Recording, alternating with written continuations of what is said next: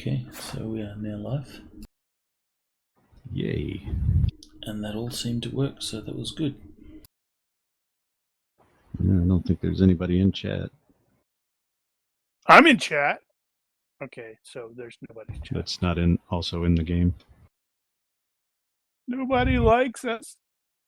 Well, I won't bother doing any sort of intro stuff. Who are you people? Yeah, you still need to do an intro stuff. No, I don't. Yes, Yeah, you do. What is There's nobody this? here. What is this? But what if they're watching it on YouTube in the future? Yeah, what if I have to go back to YouTube and figure out who I am? And who you are and who everyone else is. What's my motivation? YouTube can't tell you who you are. Are you going to deny a chance to solve amnesia? Right. So, I have no idea when Paul's going to show up, if he will. Because he's a frickin' slacker. Like all Hermans is. I don't know, putting family obligations ahead of the game. I know, right? It's unheard of. Ridiculous. I have had my concerns about him in this. He's been rather silent on the matter. Plus, that one time that he actually said something, it sounded to me like he really didn't like that character. And I'm kind of half wondering if he's not planning on bailing. Well, but maybe that's just me being pessimistic. Well, just ask him. Yeah. Does it have to be the dwarf? Yeah, it kind of does. Does it really? I'm not going to have Paul create a character at the last second. Or he just tells you what he wants and you create it for him. Or one of us.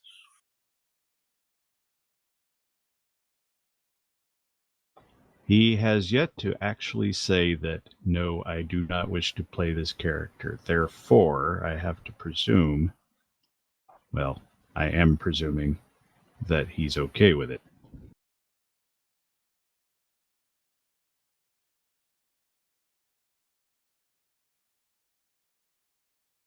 But I don't know Paul that well, so the hell do I know? Me neither. Dude, he's your brother. Oh. See, that's why I need this video so I can never go back and figure that out. Who's Paul? Right?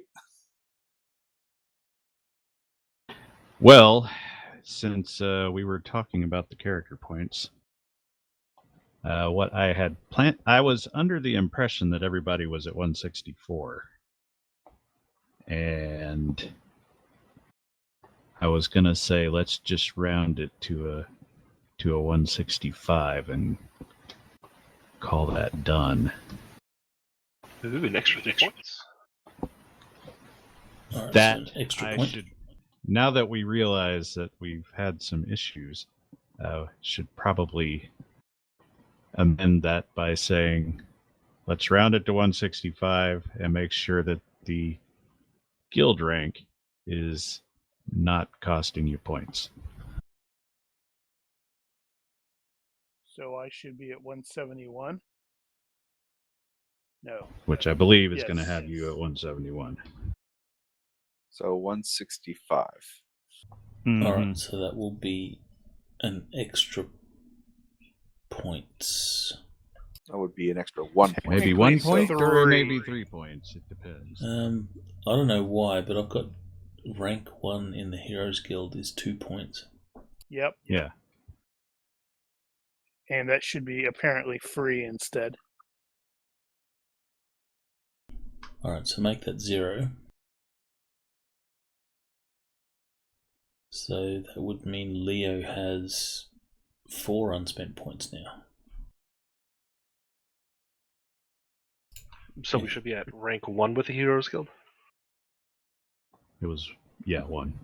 Okay.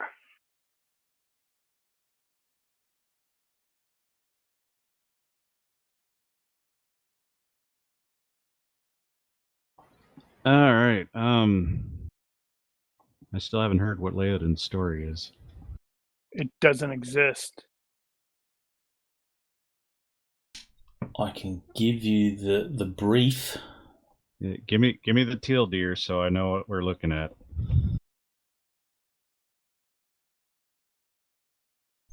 Okay, so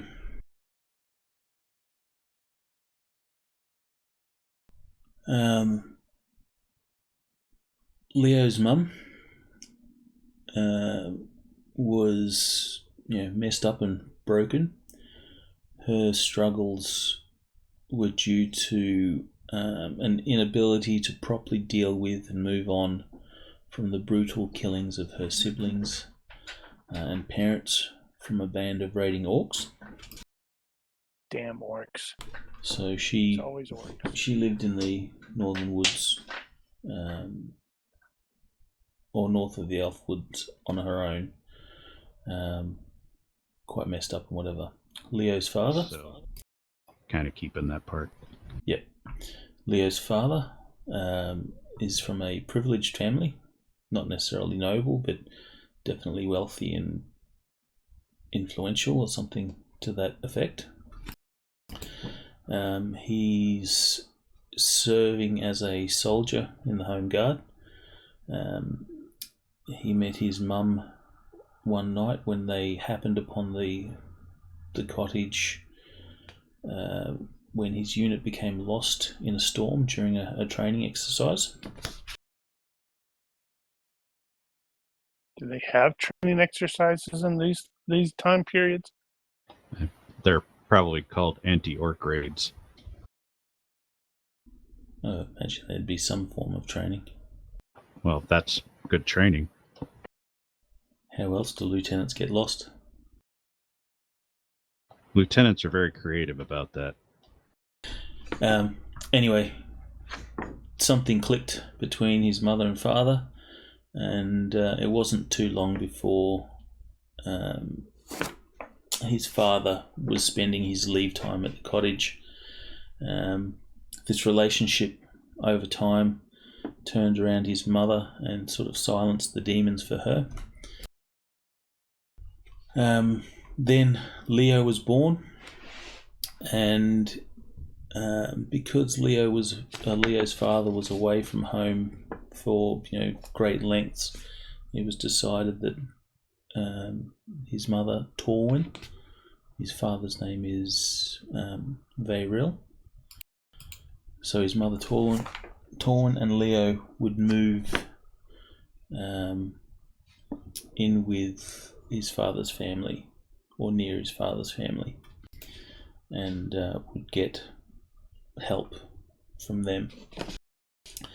The situation was such that Leo had the opportunity to pursue whatever he liked. He had all sorts of privilege and stuff that comes with wealth and influence. This kind of made Leo a little bit arrogant and cocky, and he sort of grew up thinking that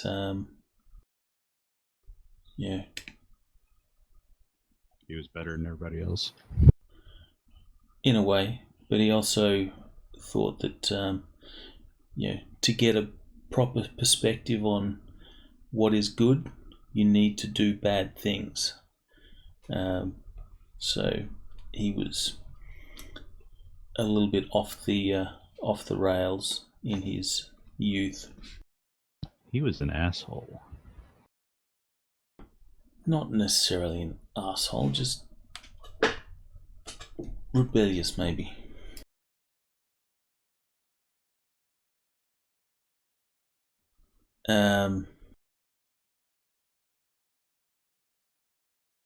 Where are we? He did get better. Did he? He had a supernatural experience, which I've yet to sort of flesh out what that is. What was her name?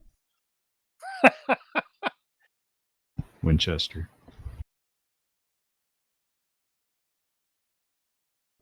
I was going to say something inappropriate, but I'm not going to now. Because we already beat you to it.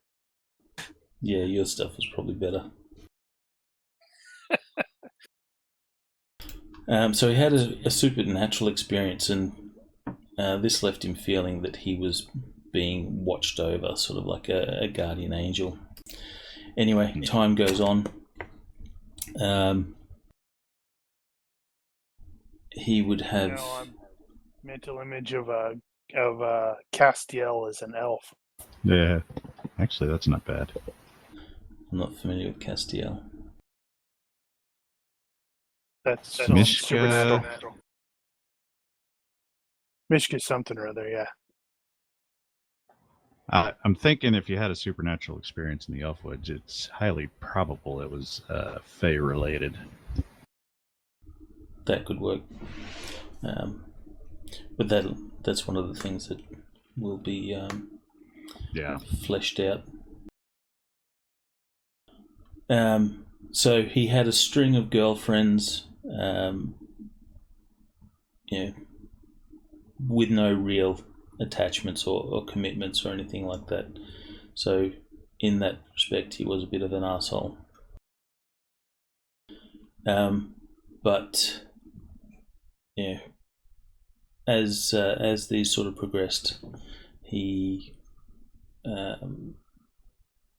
started to mature a little, and eventually things started to fall in line with him, and he took it upon himself that he had to mature, properly mature before he could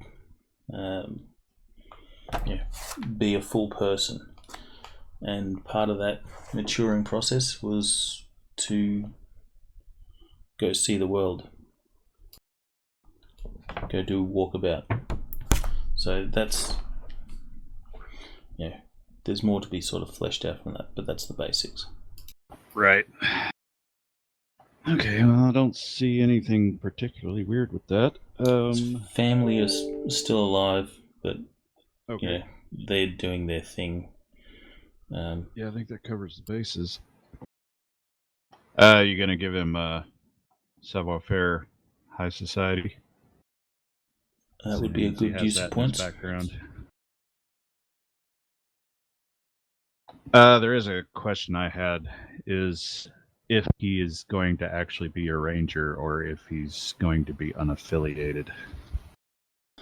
Well, he would have started out his, with lots of opportunity to do stuff. He would have started things, did them, stopped, changed to something else, did them, stopped. That sort of... Frickin' elves, man. That sort of thing.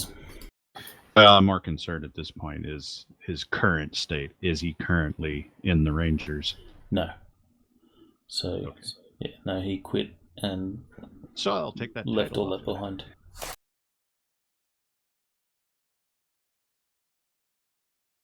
You'll take what? Well, I currently have him on the wiki with the title as member of the Rangers, which he is apparently not. Can he have a second job while in the Heroes Guild? Isn't the Heroes Guild the good lord, job? Yeah. Oh, Yeah, I hope not. It's more or less expected. I think everybody has a second job. Generic might have a third and fourth job. Alright. In that case, I may still be a ranger then.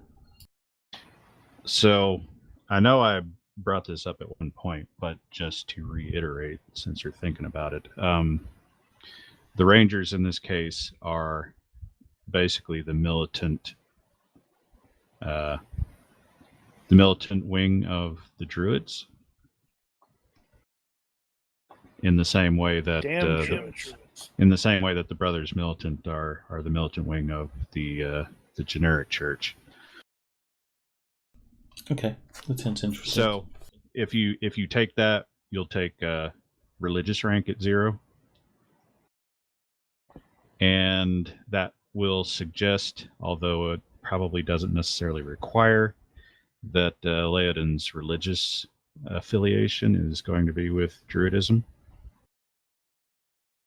as opposed to Naturism, which is the standard for elves. He could technically be either one.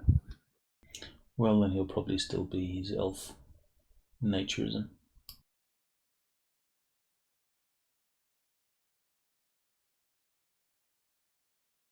With druid leading tendencies. Leading tendencies.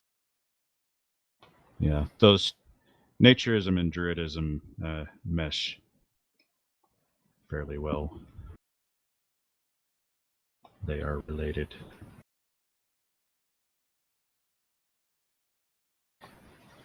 So yeah. So in that case, yeah, he'll still be a ranger with the druids. Okay.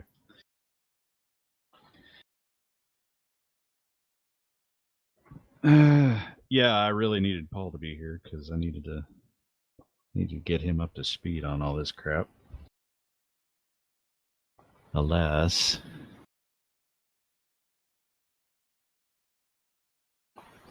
So I don't think the last time everybody actually spelled out what their dungeon fantasy templates they were going to be aiming for would be.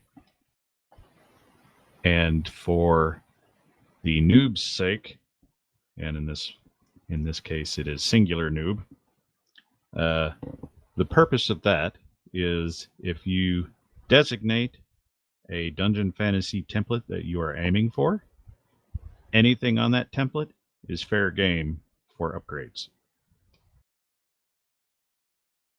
Okay. So basically, I'm assuming that once you've spent all your points, you will become that template. Knigget.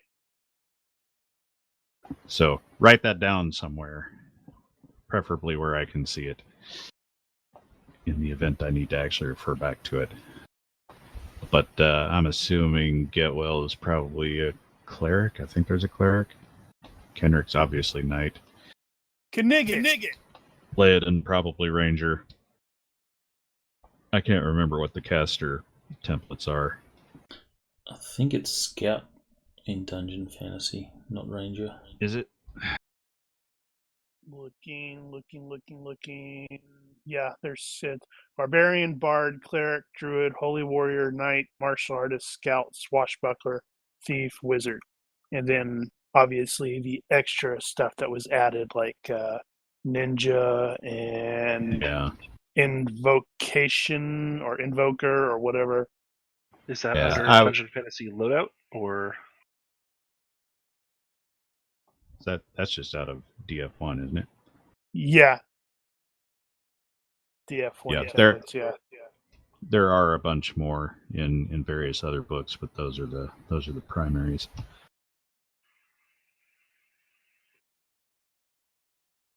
And probably all anyone here needs. They don't have a generic fighter. Or at least they didn't when I created Reynold the first time, because I was looking for one. Are you talking about Dungeon Fantasy? Yeah.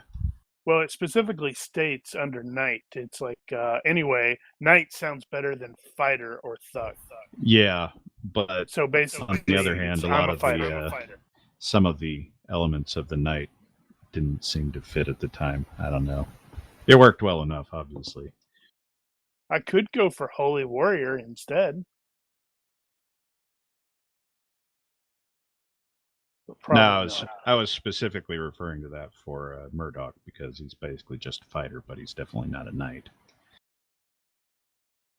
He doesn't seem a chivalrous type. On the other hand, could go for a craftsman or something like that. Artificer, I think is one. Looking at the Knigget in Dungeon Fantasy 1, it doesn't have status on it. Well, true.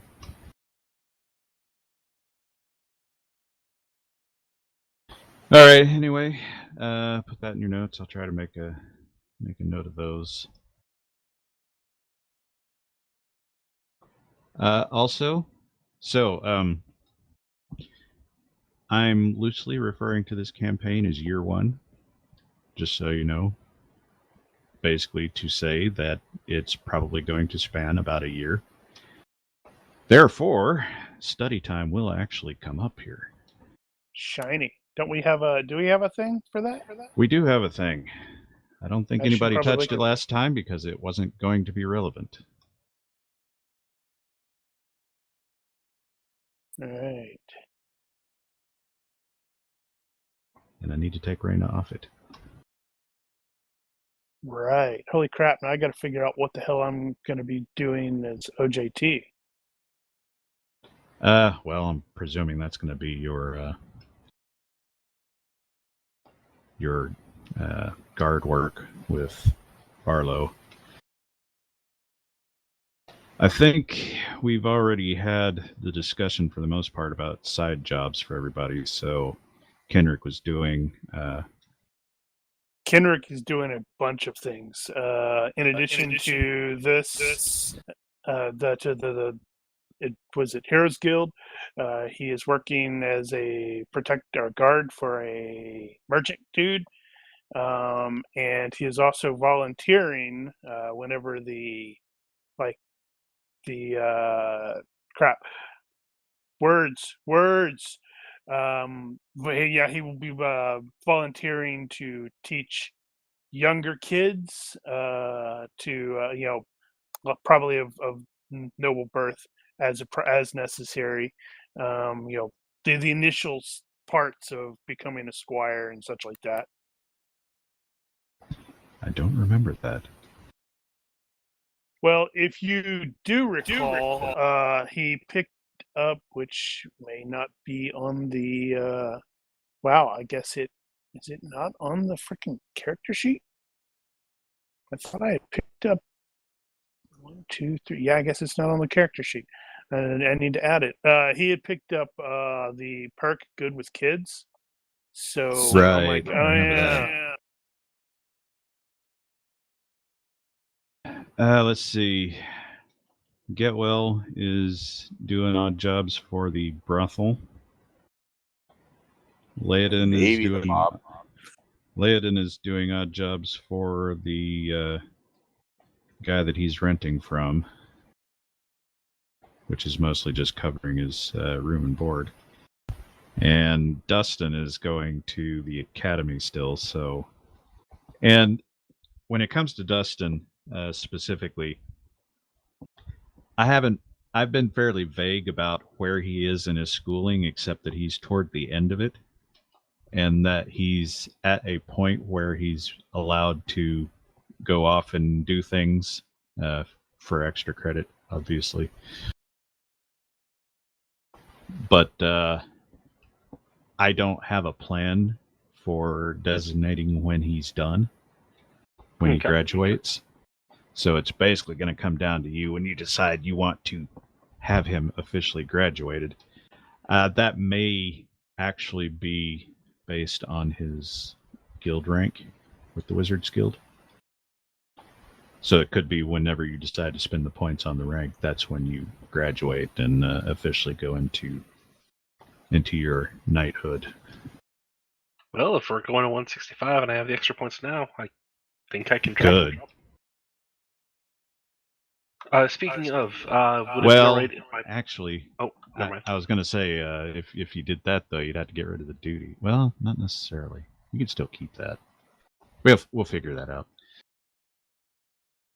What were you going to say? The spell list on the right, not on the boards, but in the chat, I put some changes. Would those be all right? Okay. It feels like some of those don't really fit. They don't, but I didn't know how strict fluidism would be. Well, like I said, you can learn spells outside the style. You are going to probably change the character a little bit, how he operates. Before, he was very much into the fluid philosophy. And so when you pick up those extra spells, I am expecting them to sort of fit into that philosophy, but I am not going to enforce that strictly. Which is why I was okay with the lightning. Lightning made sense because it's sort of weather related. Okay, then in that case, I'll go through and I'll pick some new ones. But other than that, that's fine. I can't think of anything else he actually needed. So, when it comes to Dustin, how much have you read up on his background? I have read.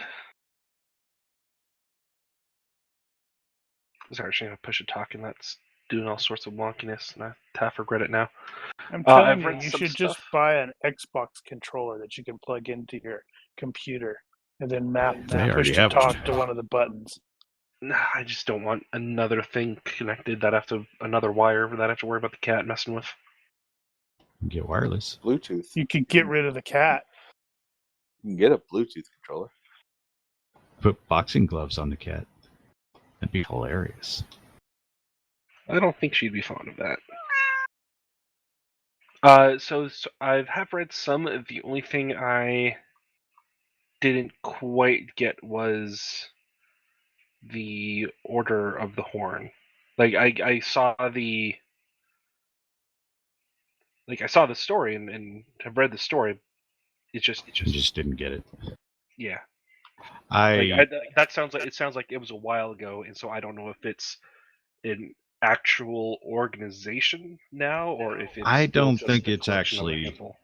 I don't think it's actually relevant to the campaign or anything. It was just something that Carrie came up with, and I think it's just school related.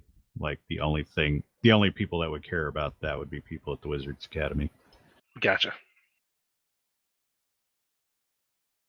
It might be a reputation bump or something.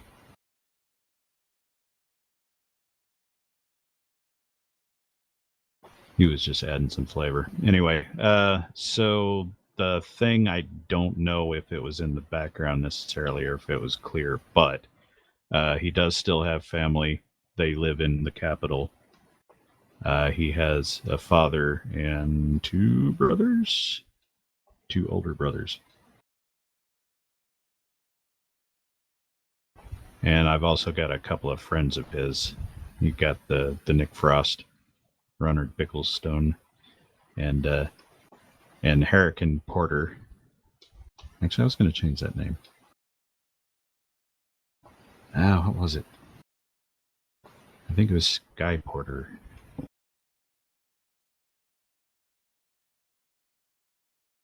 So what is the Anyway, full not name terribly of that important. thing, Mark? What? Never mind. I'll send it there. I'll let Daniel continue rambling. Full name of what?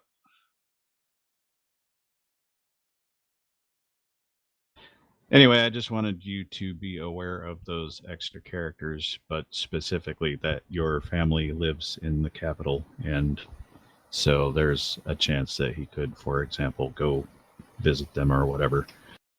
Roger.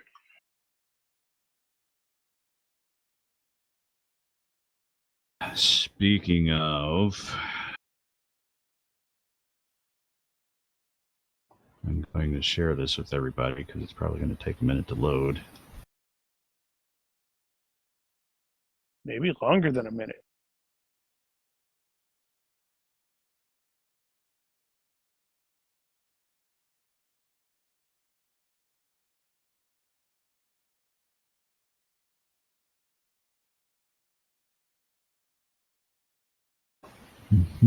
Right. So, I don't have where Dustin's family lives on there because it's not that important really, but I'm presuming that's going to be in the academics districts. I don't see him actually visiting or staying there for long enough for it to matter. But you won't have seen this map before.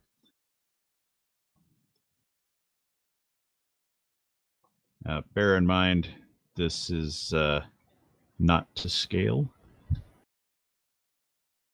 So the population of the capital is around 100,000,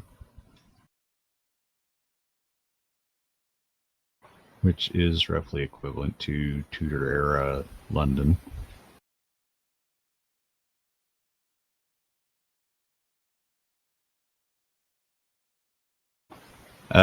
The Wizards Academy is off to the left, or right, right.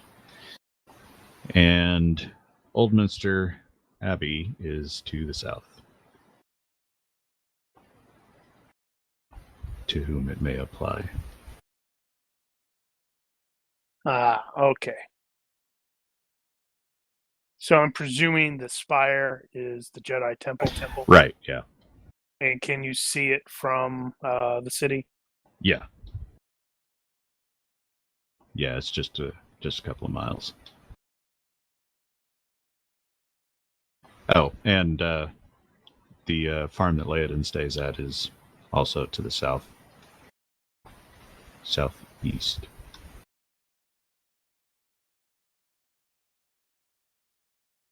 By a similar amount.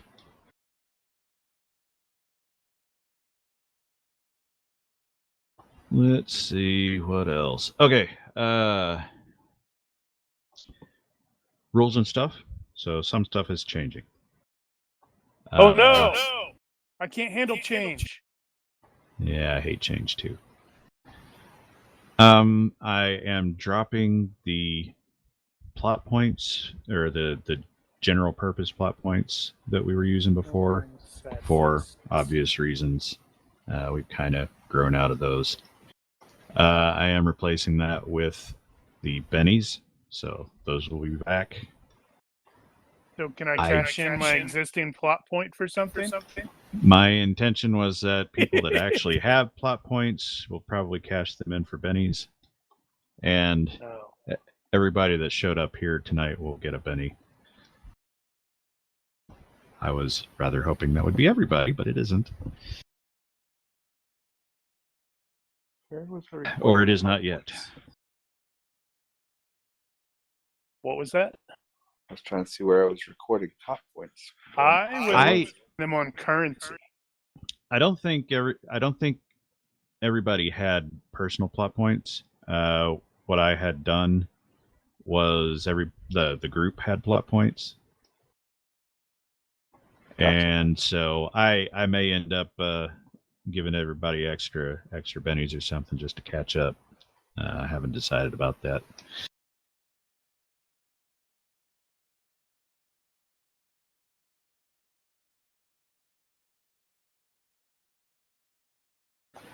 So to answer Ethan's question about that, every air spell and every water spell is a fluid spell, and those all prereq from each other.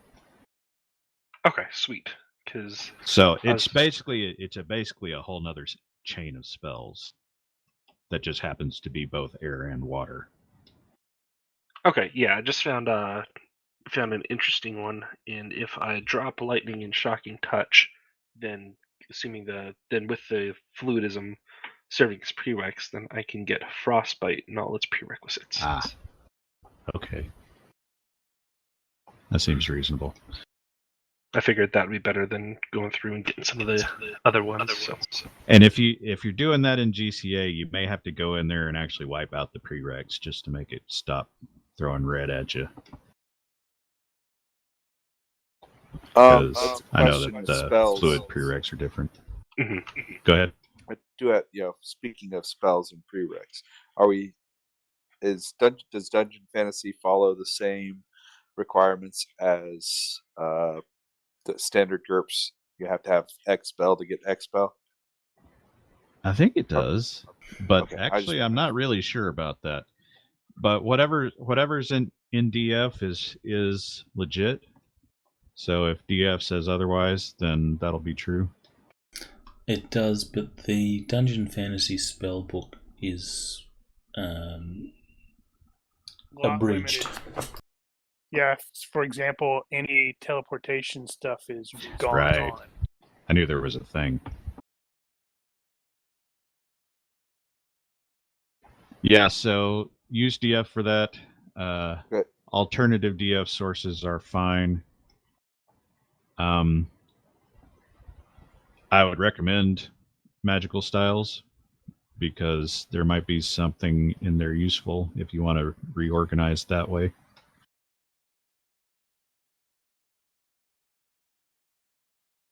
Huh. I don't know if it'll help or not, but so, for example, the reason I ask is, for example,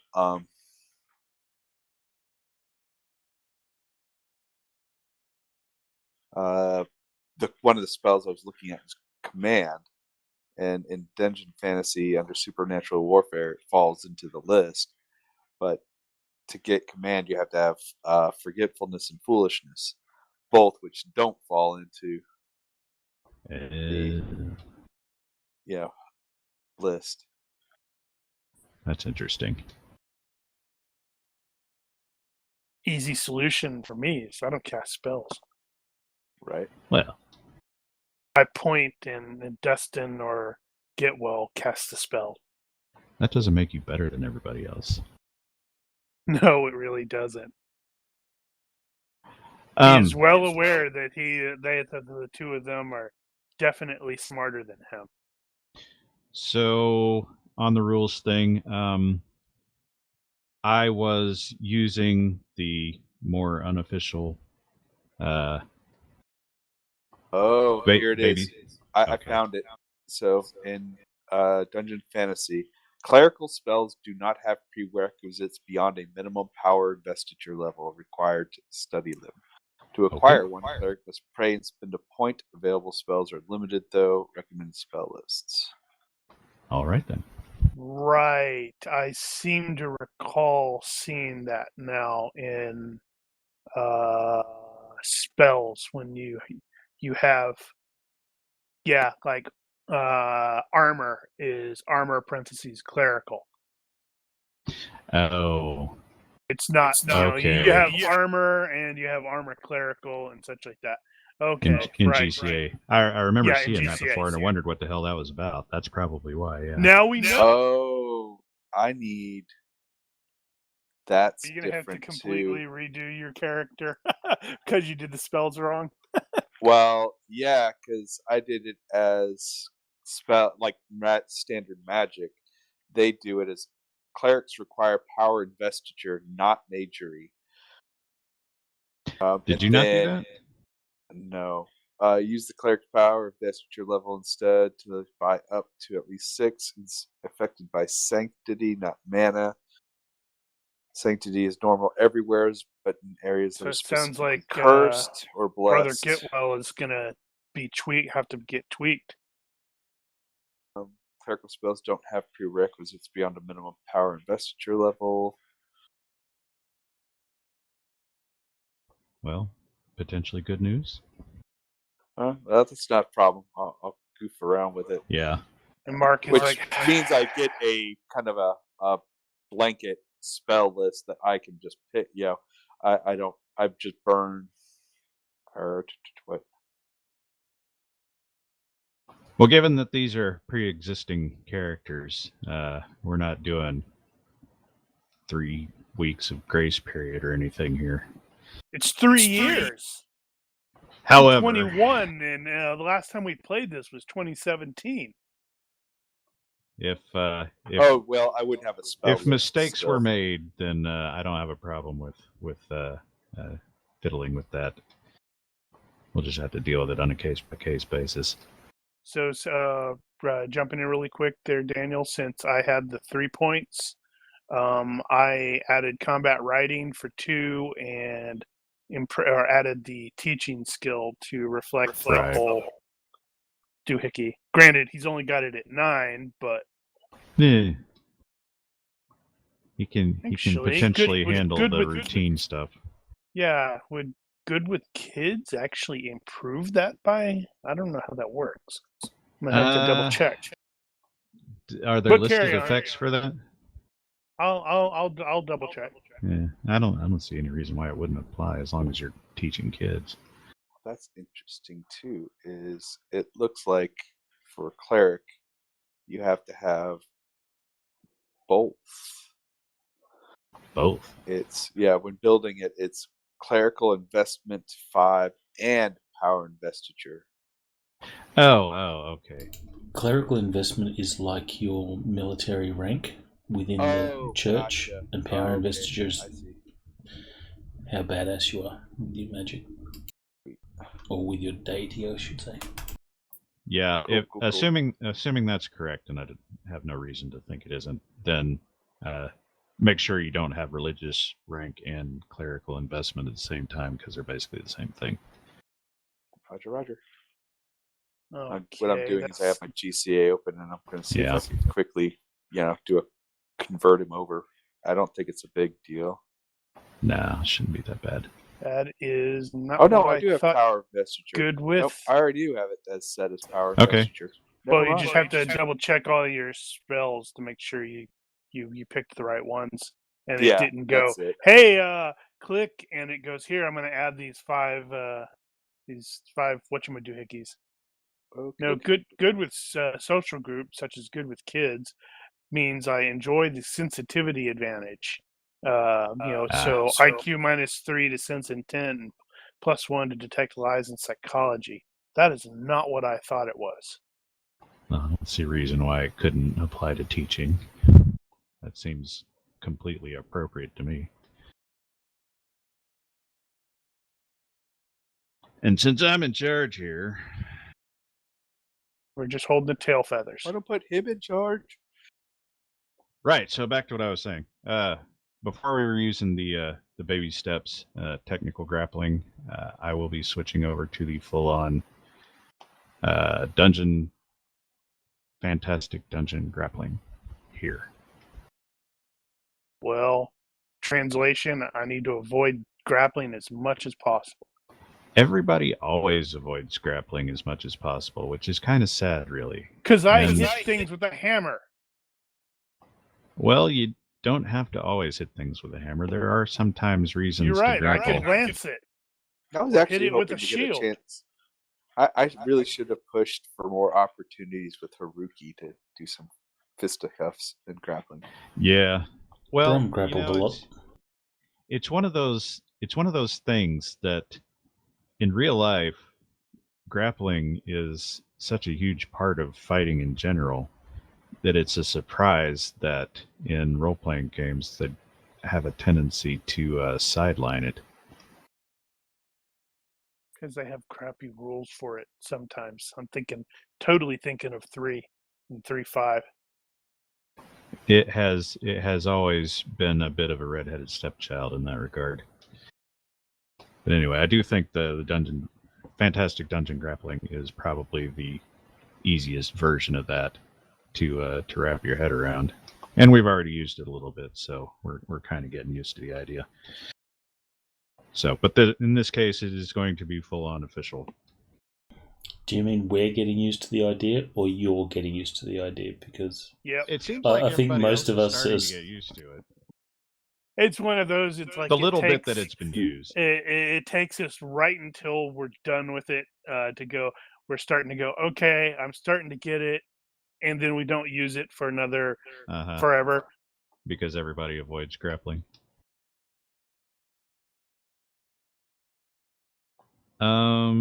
Rules wise, I can't think of anything else that's specifically changing right off the top of my head. Oh, right. Before, not that anybody remembers any of this, but I was doing the Mass Effect Paragon Renegade thing, which I've decided to drop. Paragon. I decided to drop it because nobody was doing anything with it, so no one will miss it, I think. And honestly, I've kind of steered away from that anyway. I was going to bring up the whole concept of personal plots, and I think I'm actually going to back off of that right now. I'm fine if everybody has a personal plot. If you want to develop that, I will work it in somewhere. I want to win the tourney. Aside from that, some of you kind of have it built in, but I'm not. If you want to do a personal plot of some kind, I will recognize it and get it into the narrative somewhere. Otherwise, don't worry about it. I think it was also doing that last time. Nobody had one. Based off of what you were saying, it sounds to me like one of Dustin's friends is the chosen one, and he's going to turn evil and kill all the wizards. Just the younglings. Yep. Dustin, you're going to end up becoming the Ben Kenobi. Uh-huh. Yeah, all right. Remember, that doesn't particularly end well for him. He becomes immortal, so it's not all bad. We saw him, the last time we saw him was in Jedi. Then he just He was fading. faded He's away. not really immortal.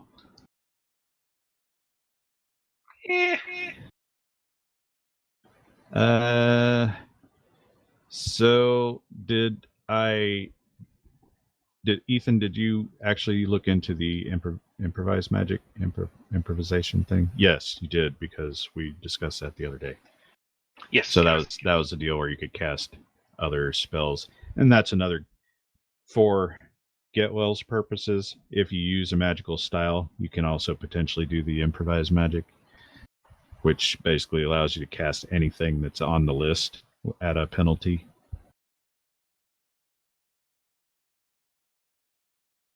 Not that you need more spells necessarily.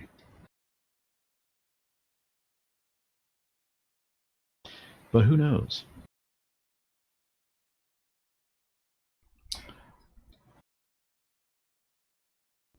Leo has Magery 0. Maybe he should start learning some spells. Because you're an I was elf. going to ask about that, whether or not that was in the template. And ironically, or maybe that's not the proper term, they're doing the playtest now for Fantasy Folk Elves. Yeah, I was considering maybe signing up to that, but I don't know if I have the time to actually contribute anything useful. Yeah, I didn't actually do anything special with the elf templates in here, and just grabbed the raw DF version, whatever it was. I don't There's a know few, that I'd actually actually go back in there and fiddle with it. You've got your whole variety, wood elf, mountain elf, sea elf, elf, Santa's elf, the whole range. Dude, you should have played a Santa's elf. That would have been awesome. Like Elfo from the Netflix Disenchantment. Disenchanted. Oh, okay. I have not watched that. Nope, no idea what that is. Who was it that I watched? I watched somebody's review of season 1, and I thought it was not that great.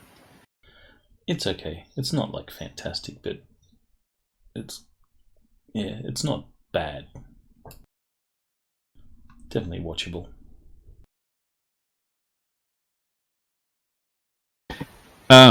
So one of the things that I've picked up in my studies on the subject of late is the existence of things like confraternities, and it is possible that you can belong need to explain that. I'm getting to that. It is possible that you can belong to multiple quote-unquote guilds under various stripes, and there are a number of guilds that you wouldn't normally associate with the word, and some of them, more of these, I'm referring to as confraternities, where it's just, and included among those are some martial confraternities. So, to be more specific, for example, there is the concept of the Archers Confraternity, or the Company of Archers, depending on how they address them. It is basically just a bunch of archers in the city who get together and feast on a certain day. They venerate a saint, and they might actually go to war for the city under the same banner for that purpose.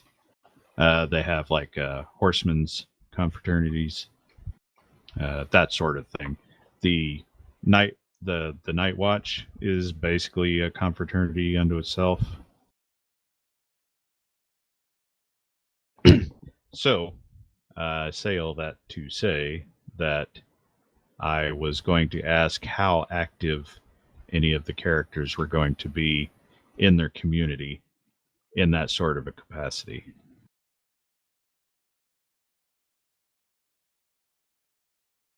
Now I know Kenrick was going to be a little more active. Obviously, he's in fact, that may be what he's doing with the teaching, is actually being part of the Horseman's Confraternity, for example. Right. That makes sense.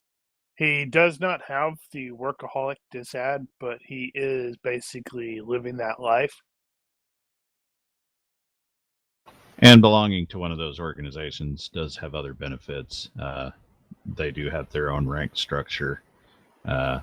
You can expect the other members of the confraternity to come to your aid, that sort of thing.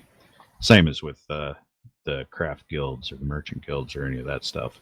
Or the heroes guilds, for that matter. Getwell is totally going to end up joining the Thieves Guild, isn't he? Now, Getwell is already a part of the church, so he's already got 2 orgs under his on his titles. I have considered being part of the mafia. Now, I am going to ask you about that. Mafia in a bit, doctor. I'm just throwing it out there as something more. I mean, but the specific question, question of how active is your character going to be in the community is one that needs to be addressed. So Kenrick is obviously going to be pretty active. The old version of Laodin probably wouldn't have been, but he might be in this case. What advantages are you would keeping it give Loner? Let me see. Yeah, I think he's still got Loner on the character sheet. So he's probably not going to be super a community guy.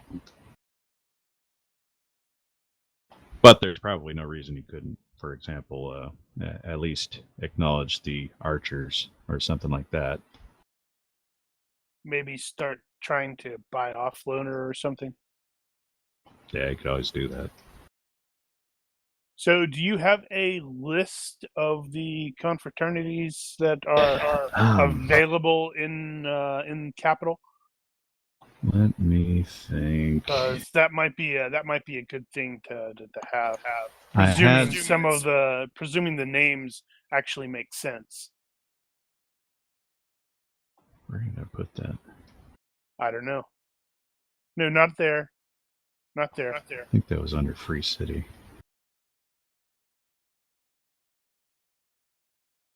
Yes. Okay. That is going to be down there.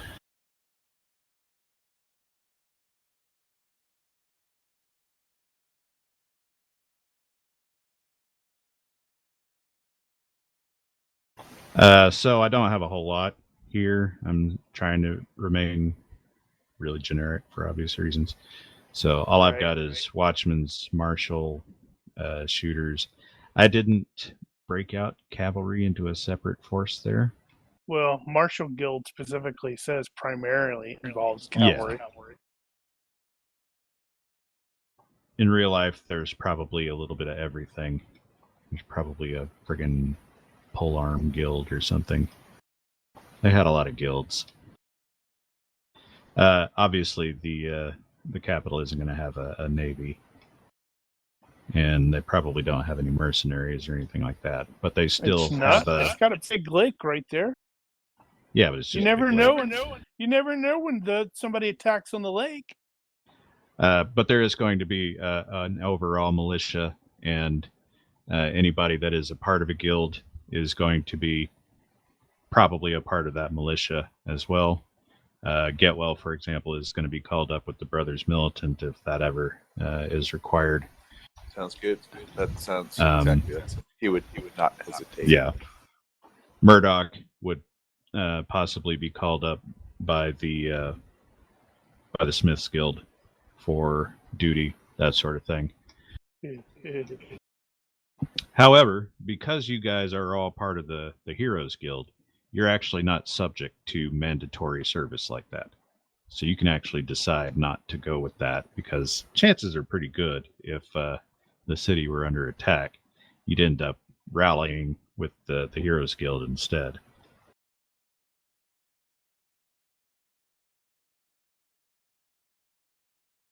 So should I? And so looking at that, I'm guessing I should maybe add Martial Guild rank 0. You could do that if you wanted to make it official. Which would be 0 points. Yeah.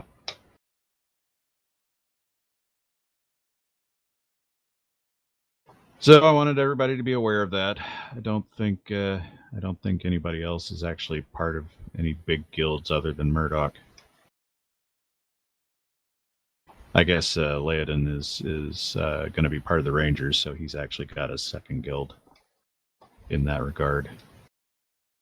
And he could potentially be called up for duty with the Rangers or with the Druids. Yeah, there might be a riot somewhere, so they have to send just you. Should that be a duty on the character sheet then? Rank includes duty. So you're assumed to have a duty if you have rank. You could have a separate duty. What's the level? I don't recall. Well, that's find out. It's not very high, especially if you're at 0 level. But yeah, I think it does exist. It is assumed to be part of it, just like patron is in some ways. So if you have rank, you're also considered to have that organization as a patron. You just have a really, really low likelihood of getting assistance. Where is that at? Is that in social engineering point rank? But what about the actual duty disadvantage? Should we be taking that? You could take that if you wanted. Now, Dustin already has that. He has the duty to the Academy and the Wizards Guild. I think it's just the Wizards Guild. I don't know if anybody else actually took a duty. I have patron, so I have it built in. Well, that was more recently added, though. Correct. And he's not exactly. It's not exactly frequent. Do let me know if you're planning to do that, though, because, for the record, after the end of the previous run, I actually went through and pre-rolled everybody's secrets and duties and enemies and whatever the hell you had. And I've actually already got all that laid out and worked in, so nobody needs to roll those. However, if you add a duty, I'm going to have to add that to the list. Everybody should add something just to break his plans. Well, I just added Martial Guild. I'm trying to figure out what the duty is looking at this stuff.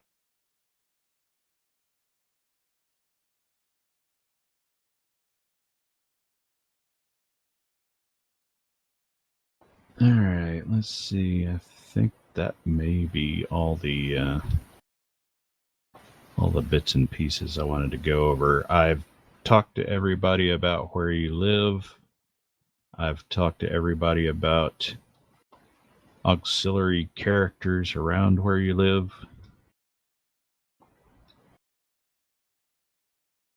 I think everybody's good on that except Paul, who I don't know if he even knows about that.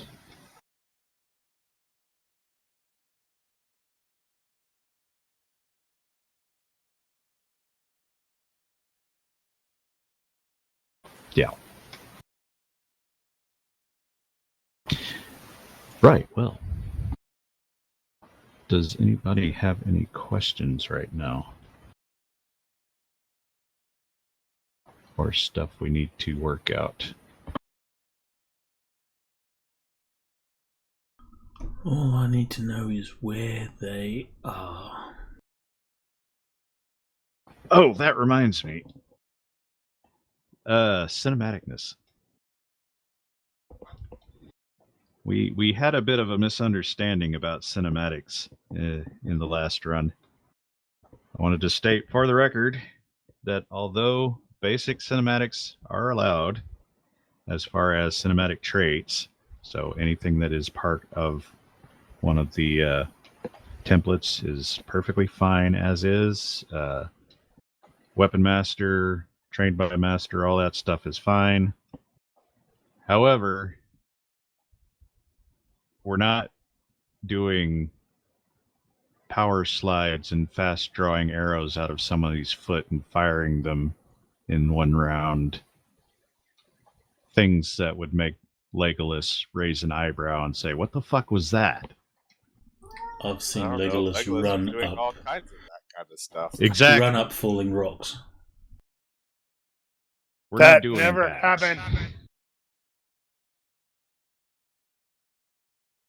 So I'm, once again, I kind of fall back on the reality is far easier to adjudicate than that sort of thing. So, although I will, I think, what was the official term? In After the End, they actually added some levels of cinematicness, and one of those levels was basically err on the side of cinematic, but not abuse that.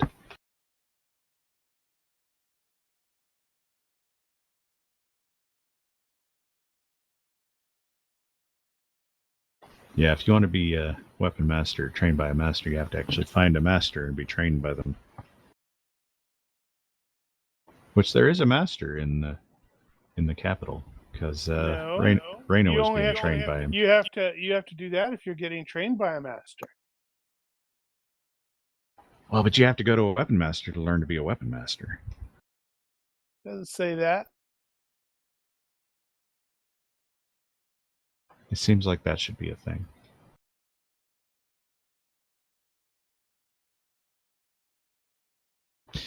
Right, so back to what I was saying. Questions?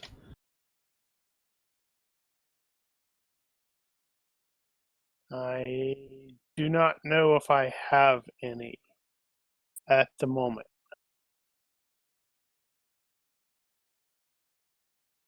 I'm currently in the process of looking through the night thing.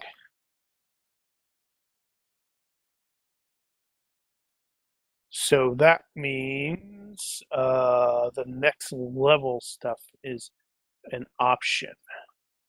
Power-ups. Oh, yeah.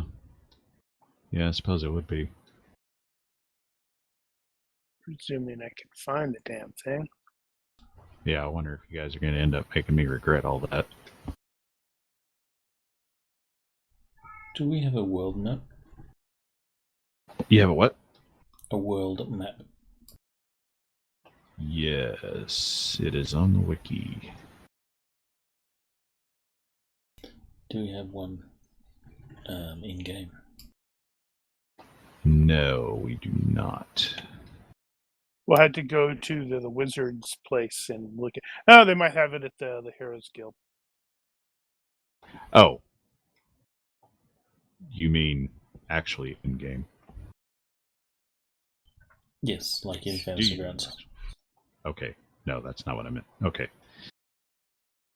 Actually, I do have a question, but I can wait until you're done with all this stuff. Do we need that?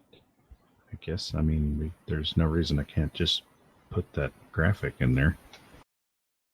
What's the big island off to the left? I have no idea. I mean, it's super important and a huge secret.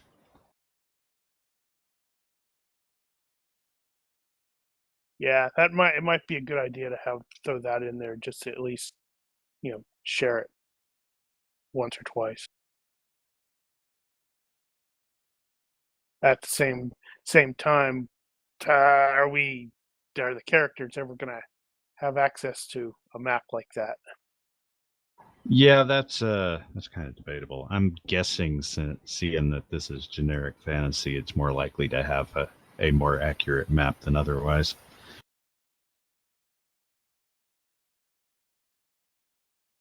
Yeah, because they got This will take a minute to wizard load. capability. That didn't take that long. Well, then I'm surprised. Yeah, so am I, actually.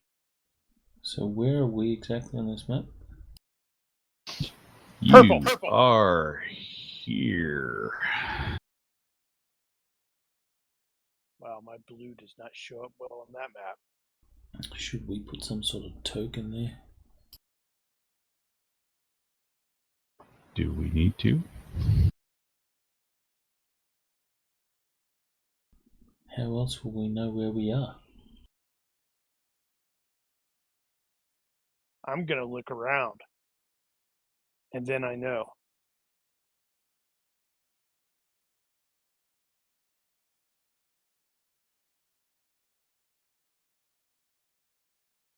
Wow. So, just looking at that, Ledin's really far from home. He is.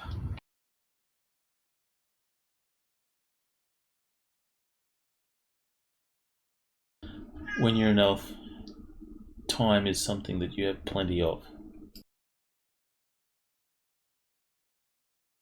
But not patience. Although you might have more than most. Yeah, some of this is probably subject to change, specifically the stuff that isn't filled out. I think this duchy here is probably going to be the Holy Land. Or maybe somewhere around here. I haven't actually figured it out. There's one of these places is the Holy Lands. And that's literally Probably what they're that called. Yeah, that's all it's called. It's the Holy Lands. So there will have been crusades there. Do you have a note for all the stuff that is in capital? Things that we could, like, common knowledge know about? What do you mean by that? So just like general information on capital in a story note. Because if you did, you could make that a pin, so we could just click on it and reference it right as needed. No, that's all in the wiki.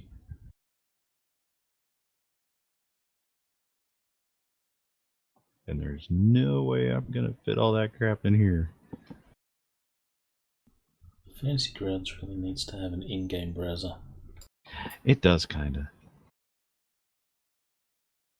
That would actually be useful. It wouldn't be difficult to implement either. Well, we hadn't got in-game sounds yet. At least, not officially. I would presume that to be first.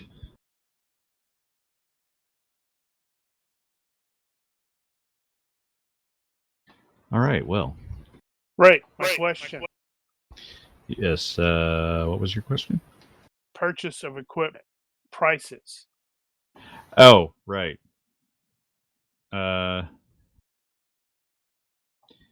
So I think the last thing that I had decided when it comes to prices, we're just going to use GURPS as is. Roger that. Because me trying to figure out a stupid price list is going to be way more work than I want. So we're not doing gold, silver, copper?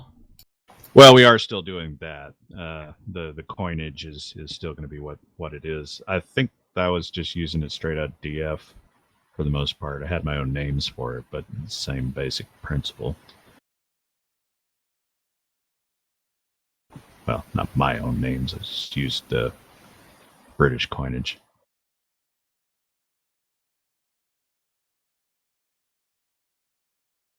So you will still be paying for things in shillings and crowns and whatnot, but that's all going to translate to the standard DF GURPS.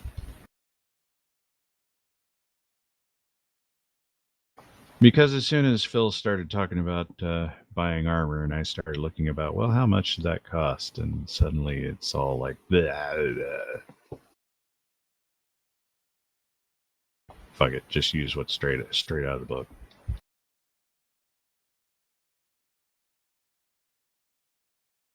Okay, I have a real interesting conundrum. For whatever reason, my fantasy grounds totals do not equal my GCA for under skills and spells. That's not that unusual. Well, no, it isn't. But, like, for example, my skills total in fantasy grounds says 47. My skills total in GCA is 46, but I can't see a difference. My spells total says 17. Yeah. That problem. And what? Yeah, good luck with that.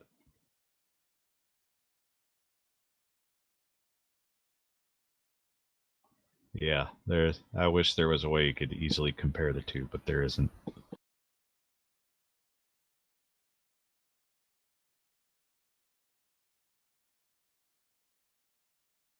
Yeah, since Captain Button is watching, I'll tell you that this is we last played this campaign 4 years ago.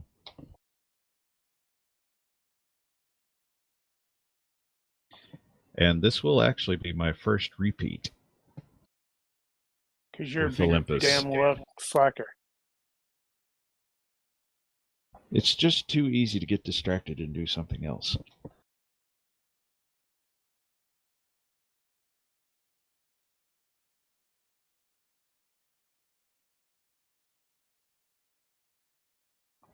Yeah, so as far as I'm concerned, since we're talking about equipment, if you want to wipe out your gear and start over with your gear, including the new money that you got from the sale of stuff at the end of the previous run, then that's perfectly fine with me. Just don't worry about it. Just redo it.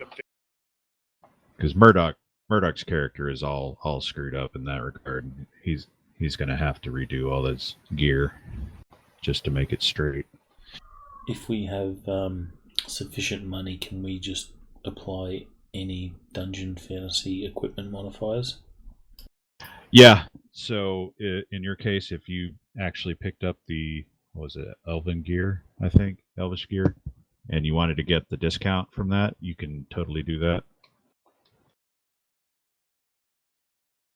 That's weird. It considers a perk skill? Does it? That's weird. I don't see why that would be the case. Really weird. Wonder if something got screwed up. If we have sufficient money, can we get cheap magical items? I don't see why not. I have been struggling with the idea of magic items because I like low magic worlds better, but at the same time, being generic fantasy, if there are +1 rings of protection lying around, it honestly makes sense. So, and I had worked that into the background a little bit because I had decided that those sorts of mass-produced, quote-unquote, minor magical items were going to be produced by students at the Wizards Academy, and they would all have issues. Like maybe the magic eventually goes away. Or it just has quirks. That could actually be really amusing. It's like, go ahead, get a cheap magic item and go, all right, I got these magic items. What are the quirks? And Daniel cackles a little bit. So I'll leave that up to you. If you guys, I don't know if you're going to encounter a whole lot of magic items out in the world, but if you want to pick up some, you just pick it up out of Dungeon Fantasy. Just don't go crazy with it. No laser bows and that sort of thing. Damn it! Well, I don't think we'll have cash for that. Not laser bow. I'm assuming you won't, but I don't know. I haven't actually looked. So you say magic items are made on the cheap by the Wizards Academy, and they're going to be quirked. So does that mean if you take the cheap modifier to make it cheap, it has quirks. If you don't take the cheap modifier, then it has no quirks. Or are you going to apply quirks to, or potential quirks to everything? Let's go with, since I hadn't actually thought this through, if you take the cheap modifier, then absolutely it will have quirks. And if you don't take the cheap modifier, it might.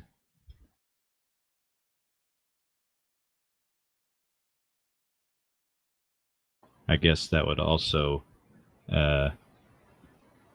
imply that if you took a fine quality, that it would not have quirks.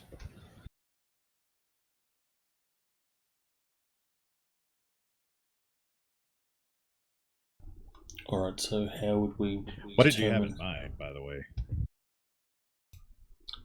Nothing in mind at the moment, but I'm sure there's some cheap magic items that might be useful.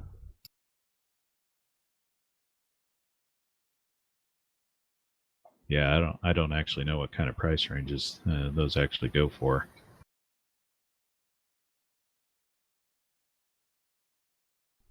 Well, there's a few Dungeon Fantasy books of trinkets and charms and all that sort of stuff, so there's plenty to look through.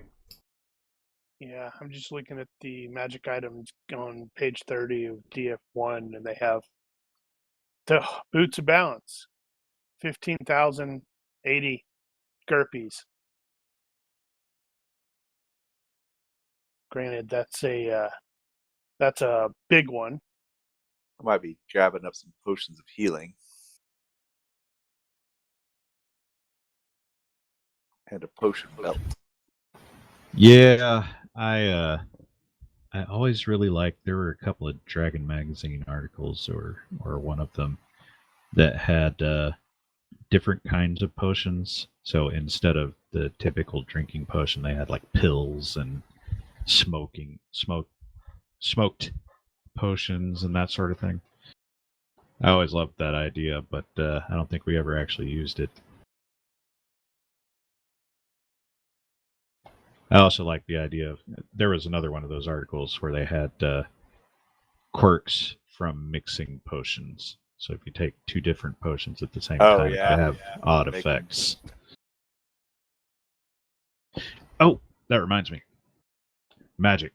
So this will still apply to Get Well. I don't know if we ever actually did any of this, but specifically to Dustin. So the way this works here is, the rule of magic is there nothing, always, never something for nothing. I think is the way I worded it. Never something for nothing. I was not as specific as I am right now, and what I would say specifically now is it's energy for energy, matter for matter.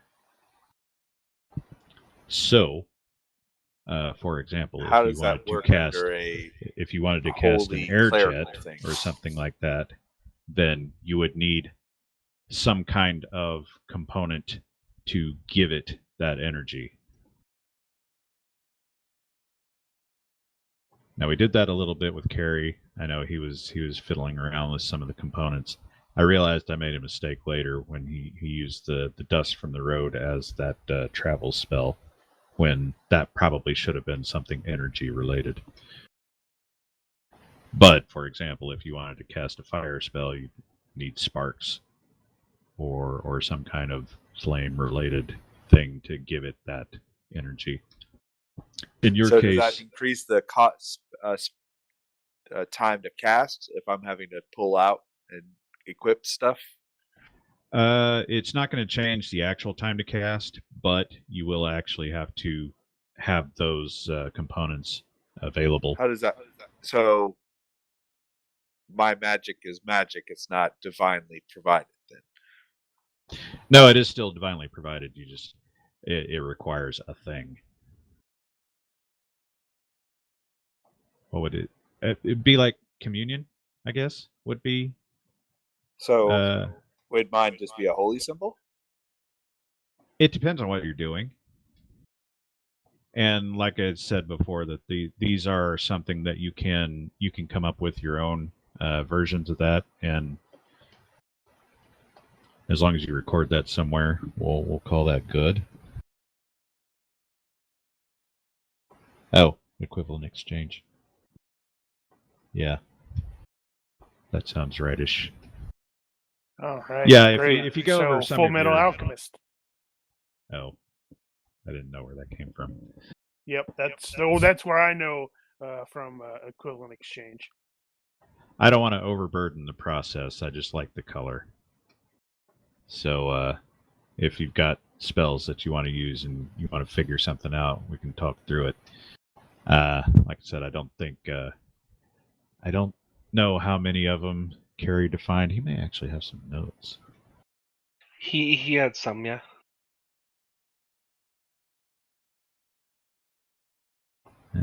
That's the improvised magic thing. Yeah, I don't. Oh, he had notes on the character, but not on. He didn't have a note. What did he have?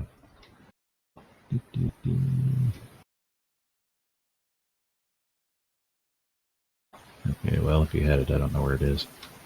It's on page 3 of the of Dustin's thread. Oh, okay. On the boards.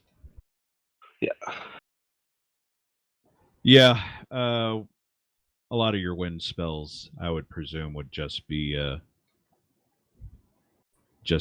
making movements that create air movement. So very airbendy like.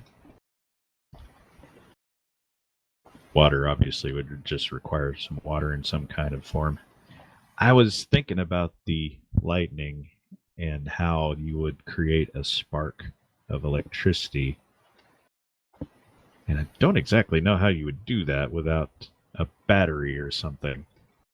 Well, I also didn't take lightning, so Oh, well. I had to drop it to make You were talking about it before. Yeah. But, I figured frostbite might fit a bit better, so I went that route. But I don't have a problem with going a little fantastical with that. So, for example, I was thinking if it were lightning, maybe you'd have lightning caught in a bottle. So you'd have your bottle. A cat and a plastic rod. Good God. The hell was that? That was actually a cat jumping up at the table. So all the tables? Would these materials be considered expendable? Or would they be expended as part of the cast? Or would I just need that? That's up to you, I guess. Whatever it is, whatever makes sense. Like I said, I don't want to overburden the process. It's just for color. Okay, I figured I'd ask before I go buy 15 goat tongues or whatever. Wow, they did change the costs on if I'm reading DF30 correctly, actually let me double check that. It is looking at the cost of the weapon, or not weapon, but like to enchant weapons and armor and stuff. Oh. I had never actually looked at that.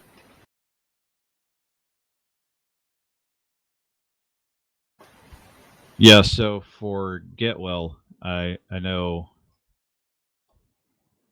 a lot of the times with the healing, the easiest thing for me to think of in terms of that sort of exchange is life for life. And plants. And it's still costing you mana, or still costing you yeah, points, it still all works the normal way as far as that goes. But holy focus plus the expenditure of my fatigue points. Most of mine are going to be holy focus, unless I can come up with something else. But right, and that's what I'm talking about. So, for example, with healing, if you have certain herbs, plants, that sort of thing, if those plants are expended, or for example, I've seen it before where you take the energy out of like a fire, like a fireplace or something like that, and you sort of channel that into the healing or whatever. wow, the gods are really unpowered. They still demand power from their own creation. If you want to be very specific about it, the gods actually don't do anything. This is not in-game knowledge, but magic is just magic. Okay. There's actually It's no just a difference different way between of- divine and magic. yeah. It's just a different style. Cool.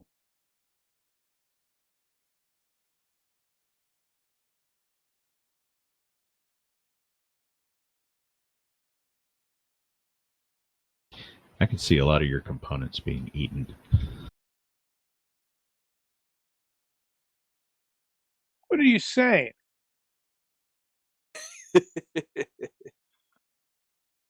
Or smoked. Mostly smoked. Smoked sausage, smoked ham, smoked weed. Whatever. Stop it. Making me hungry.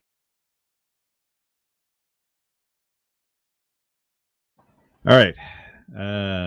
So now we've dealt with magic and prices. Anybody think of anything else? I'm just in the process of trying to calculate some stuff up.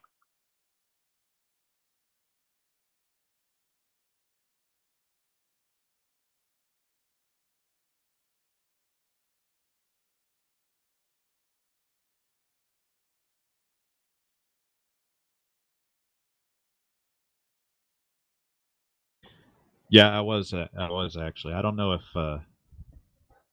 if it's officially a GURPS skill, but fast draw component is probably allowable in this case. If you were going to go that route, I would say just do the one skill and let that cover everything, not have to deal with individual kinds of components for that regard.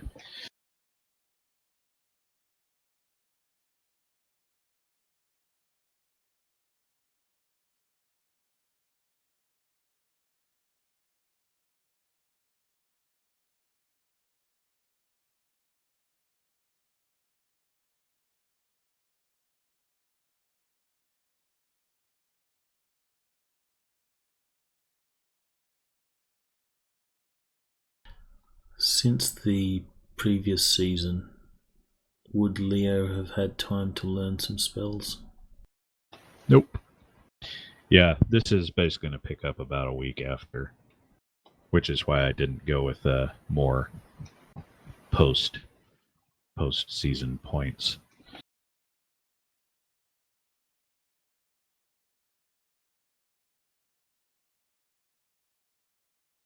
However, if you wanted to say, for example, you had been studying casting spells all this time and suddenly you've figured something out, that's another matter.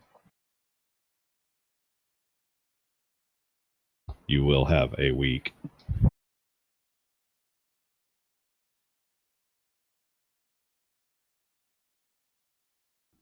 And learning new spells will be a IQ roll penalized by, sorry, not an IQ roll, thaumatology roll penalized by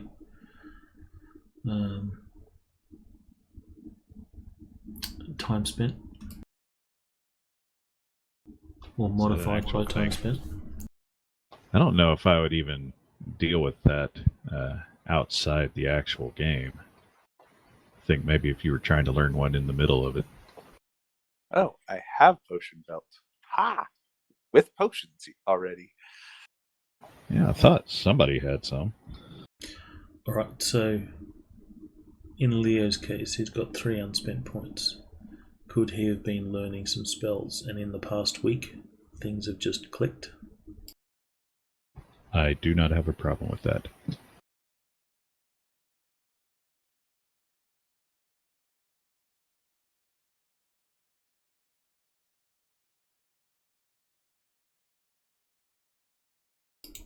And we will be using the Dungeon Fantasy spell lists, correct? Yeah. So Wizard, Druid, and Clerical spell classes and such apply. Yeah, I'm presuming that yours would be druid. For it to be druid, then I would have to actually get power investiture druid. I am okay with you switching that. I know Magery is normally part of the elf template. I don't have a problem with you swapping that out for power investiture instead. Except the point cost is different. Is it? Yeah, power investiture goes levels not of 10. But the other one. The other one. Well, sorry. Yeah, power investiture druid is 10 points per level because there is no power investiture 0. Whereas Magery has Magery 0, and then it's 10 points per level of Magery. Well, as I just established, there is actually no difference, so there's no reason you couldn't use it with Magery 0. However, if that's going to break anybody's brain... My brain is totally broke. The only difference is wizard spells come from mana, druid spells come from nature energy, and clerical divine energy, or spiritual energy. Yeah, so... And as I've established, there's no actual difference between them. So the dungeon fantasy. So the reason I do ask that is, and that's an interesting point, because if we're not doing so, the DF stuff notes about its mana. I'm not affected by mana levels, only profane divine kind of thing. Then mana level is affecting me. Then the characters will not know any better. So that's just a player note that there is no difference. As far as you're concerned, mechanically, it'll work just like it says. Well, you could always assume that it works because you believe it works. More or less. So if you believe your god has no sanctity here, then your magic won't work. But how would I define a place that I walk into that is low mana, that's null mana or low mana? How would I just go, hey, this is obviously a... Don't think about it. Just go with whatever it says. Just know in the back of your head, sidebar, there's actually no difference. Okay. Cycling back briefly to the discussion about the magic items and the whole cheap thing and such like that. Apparently, based off of DF30, I am able to add Fortify 1 and Lighten, which is minus 25% from the weight, to my corselet. However, I have no desire to have the armor be cheap, but I'm okay with there being some weird quirks. So how does that come into play? Well, you could just assume that the spell is cheap. The armor is expensive, but the enchantment cast on it was done by students. Okay. No, that's not what he's asking, though. Yeah, that is sort you're of asking what I'm if you can put a modifier on a modifier, and the answer is yes, you can. I didn't think about that. I thought I was asking the thing that Brian was mentioning. Oh. Well, so what is cheap? Well, you can't put a modifier on a modifier, even if you can't do it in GCA. So you can't do that, cannot? You can. Yes, it is possible to do that. 1 gold equals 80, right? I believe that's true, yes.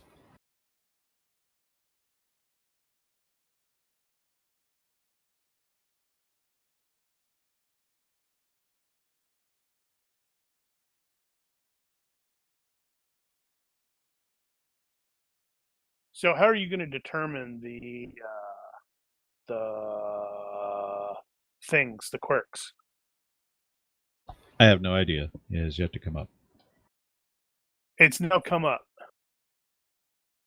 How much is it?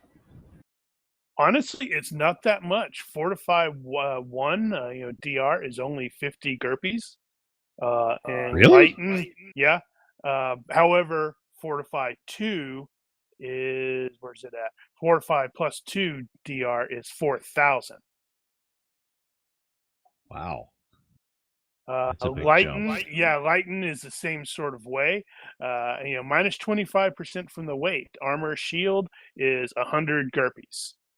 Why Minus wouldn't 50% from the weight is 10,000 GURPS. Why wouldn't everybody do that? I don't know if they didn't. Because I was looking at it, I was like, oh, hey, could I get puissance on the hammer? No, that's 5,000.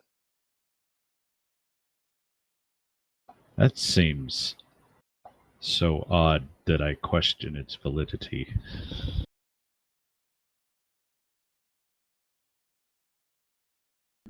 Is that when you calculate it on a component basis?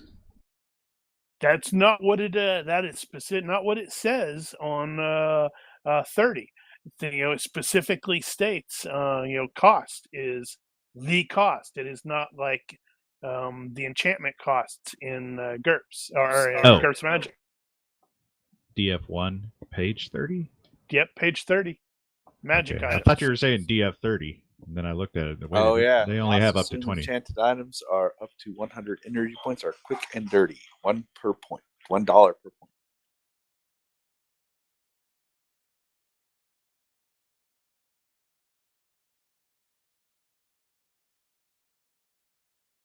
So let's see. Where is that? So that's Fortify 1DR.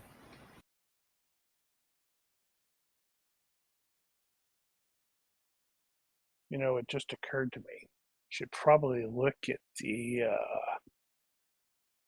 other one, the actual, just straight up Dungeon Fantasy, not Okay. from the. I would say, based on looking at that anything that is done quick and dirty is cheap. Sounds good to me. And so that is definitely subject to quirks. So now we have to figure out how the where the quirks are determined. I thought they had a chart to roll on in one of the Dungeon Fantasies. Did they? Yeah. Like I didn't realize that was a thing. I don't know if it's in I Dungeon Fantasy. I think it's in one of the Magic items books. No, I think what Mark is talking about is the treasure table. Right? Yeah, I think so. Like has a look, weird enchantments, smell and all that. Embellishments. Yeah, that's supernatural origins. Oh, there you go. Willful device, race restriction, troubled Where is sleep. that at? Starts under curses table is page 51. I don't want curses. Right. I'm just curses. Yeah, there's that. Well, officially, I would say I am cool with you defining your own quirks as long as it follows the what is it? Damn it! What is that called in Powers? The unintended the side effects. There's a word for it. Anyway, Supernatural embellishments is page 56. Basically, the point of that being, it shouldn't be beneficial. It should, right. or rather, it shouldn't be something that is useful. Well, and that's where some of the embellishments aren't useful, like cast no shadow, flashes brightly when its magically properties are used, makes faint humming or ringing noise, vibrates faintly when its magical abilities are used. Those always about right. Touch. Let's see. So I have 2 then, because I have on the steel course. Two different I effects. have lighten minus 25% weight, and fortify 1 for +1 DR. So yeah.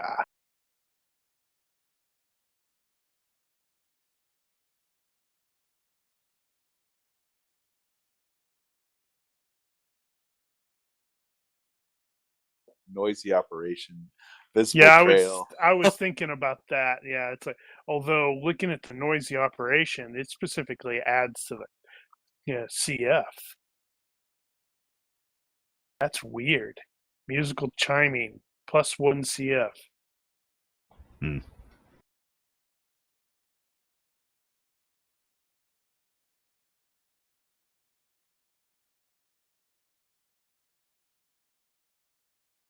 I mean, Well, you I am could look at the currently cursed thinking. item lines, and it has other things in there that are not as like. Yeah, I'm looking at the curses there, just for that, and it's just like, that's a little. Those are a little too much. Well, you could probably use those as guidelines. More like guidelines.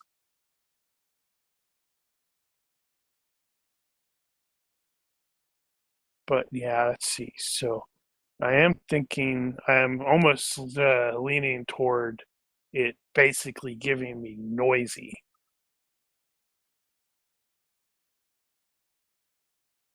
But I'm not sure if I totally like that.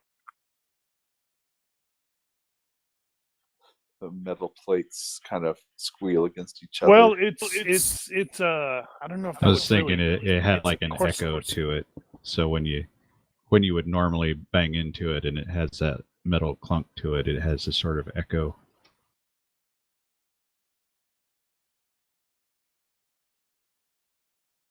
Yeah, I'm gonna have to dig into that, but Yeah, I don't think I had anything in specific in mind necessarily on that stuff. I might end up needing to add lighten to as much of my armor as I can. Well, that's probably going to be the case with everybody. Well, I'm into medium a medium encumbrance when I'm in battle rattle. Well, now you probably should bear in mind that probably in the same way Reynold, he had fairly heavy armor, but he didn't always wear all of it. Yeah, I know. And in specifically in Kenrick's case, he's not always going to be wearing all of that armor, especially not the corselet.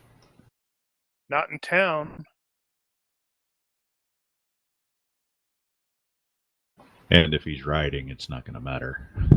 Well, Magnus is not going to agree with that. Well, it depends on how. He's like, dude, how heavy you're so heavy. Why are you so heavy?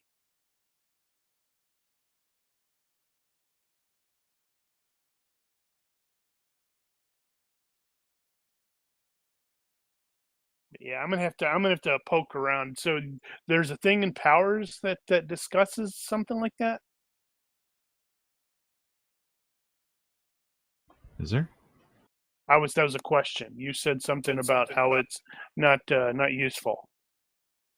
Oh no, it's not in Powers. It's that modifier that it's on that goes. God damn it! I'm gonna have to look it up. It's gonna bug the crap out of me until I remember what the hell the name is. As soon as I say it, you'll know what the hell I'm talking about. Nuisance effect. Nuisance effect. Thank you.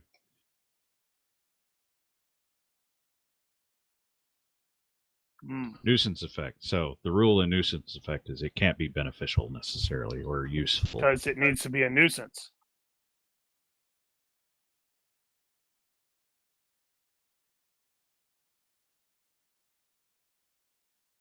But it doesn't necessarily have to be a full-on disadvantage either.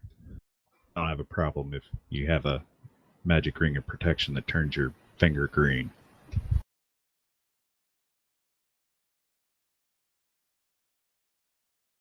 Well, that is going to give me some thinky thoughts. One that if you make your defense bonus or save by the margin of the ring, it makes it feel like you're missing. Even though your finger is there, your finger goes numb. Like you can't feel That it would be kind of funny, actually. That would be awesome. for at least a little while. Like, I just lost my finger. Wait. Nope, it's still there. Damn it, not again. Oh, wow. Yeah, so that would need to be oh, wow. You couldn't do a ring of deflection. 'Cause apparently deflection is just armor or shield. Huh. Oh. And even that plus 1 DB is 2,000. So it's like, Woo! Yeah. Yeah, that's more like I expected. I don't know how the hell those ended up being so cheap for the yeah, and 45 I pulled out the actual Dungeon Fantasy powered by GURPS Adventures and looked and tracked that down, and they still have the same thing there. So, but I guess I never looked into the quick and dirty either. So maybe that is actually a thing. Defending weapon. You get your addition to parry. Oh, that's yeah. 10,000. Did you look at the price? Never mind. Like, whoa. Yeah, that was what when Brian mentioned hey, can you get magic items? And I'm like, oh yeah, we could. I might be able to do that with this. And then started looking at that stuff, going, ooh, hey, I can get those. I can get Yeah, those. I seem to recall that was not cheap back in the day. I think the only time I've ever dealt with that was with Reynold when we got the Elvish armor. Yeah, but that was using straight up GURPS magic, which apparently is slightly different. Well, the quick and dirty thing is from basic magic, so as far as I know, I just never actually looked into it. It hadn't even occurred to me to try. Well, I guess we should possibly look into this again. After the thing, do some research to see if there's a FAQ that says, "Oh, by the way, this is wrong." Yeah, no, we can deal with that through the week. I don't have a problem with that.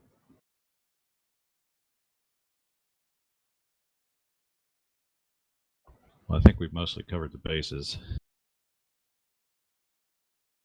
All right. Ethan, you still there? No, he's gone. Yeah. Okay, just checking. Now for the main event. I remember that bridge. All right, so for Ethan's... this is going to be quite a bit difficult because we're going to be down 2 characters. Well, I was... we're about to have that discussion. So, I think what I will do at this point is I will allow somebody to take Murdoch and run him through this, because losing 2 people out of the original 6 is probably going to be prohibitively difficult. I suppose if somebody really wanted to, they could grab Raina as well and throw her on there, but I didn't have any plans to do that. So, for Ethan's benefit, the deal is there is a fight over this bridge. There are about 30 mercenaries who were going to be defending or attacking, basically, on this bridge. I guess, yeah. However the hell that works. And in the original situation, the players didn't think they could take it, and ended up coming up with a completely different plan that screwed up my entire session. Good times. But never minding that. Normal player activity, got it. I had always wanted to find out if they could, in fact, have taken them, and I still believe that's true. And so we're about to find out. So this is not real. If you die horribly, don't sweat it. You are not dead. Just get a lot of red paint on you and mocked incessantly. So, yeah, that was. I think I made that comment where it's like, this is totally yeah, the frickin' doohickeys. The Heroes Guild are like, I wonder, and this is an experiment. We should all suicide just to mess with the GM's plans again. All out attack. Dana's like, screw you guys, I'm going home. Yeah, no bennies for you. So, for the geographical situation, it is mostly as you see it. That there's not really a good scale on there.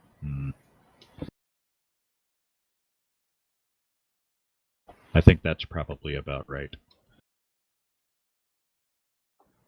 Never mind the omen. So, the river is in flood and fast moving and deep enough that fording the river is impractical for a military unit, therefore the bridge. You have about probably 2.5 yards from the top of the rail to the water. The sides are not as wooded as they are here, but they are basically going to be flat at this level. Beyond that, it actually slopes up onto some hills. We had a thing about that last time. In this particular case, it is going to be, you're not going to have to worry about elevation. The rail is about waist height, as you see. It is stone. It is going to be effectively impenetrable. However, you still will well hung over it. Yes, if you get whacked in the right way, you will actually go over. I think the other thing to consider here is I don't think these little side bits are there on the actual map. What else? I think Leadon was on the other side. Never mind that part. This is the redo where it went like I thought it was going to go. Another quick diversion question. Yes. My hammer has low tech quality fine. That's no longer correct. It should be dungeon fantasy quality fine, right? In those particular cases, you can pick whichever one suits you better. I think the results are going to be the same. Low tech has it broken down into. Actually, no. I think DF does that too. Let's find out. If one of them ends up cheaper, use it.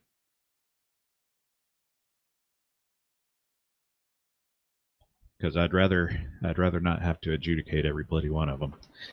And I'm sure you'd rather just pick whichever one's cheaper. So I'm cool with that. And I don't think there was any difference. All right. So terrain. Because this was a defense situation, you guys did have time to prepare. You will have there will be cover beyond the bridge, that sort of thing. We'll not have to be too picky about that. We're not doing the whole overturned wagon or any of that crap in the middle of the bridge, though, in this case. It is not relevant. That was a good idea, though. It worked out for you. It just didn't work out for me. Lame. So, the enemy is, as I said, we've got about 30 total mercenaries. They are mostly armed with halberds. They have 8 of them are pavisers, which are basically carrying a very large shield that is not meant to use as block. It is actually mobile cover. Another 8 of them are crossbowmen, and they will be hanging back. The pavisers will be split between the halberds and the crossbows, covering them. The halberdiers are, well, actually, all of them are armored with layer cloth padded armor and a pot helm of some kind, either a kettle or bassinet or something like that. Not heavily armored. They are all trained, unlike your standard military. They're probably not that super awesome, though. They're not like Swiss pikemen or something.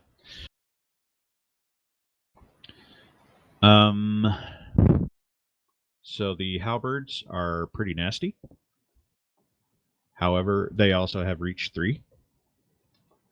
They are also kind of heavy. And these guys all have a strength of 12. And technically they are below strength for the halberd. So they are being penalized for that. Let's see, what else do you need to know? I guess we'll get to the specifics then. Not that. Not that.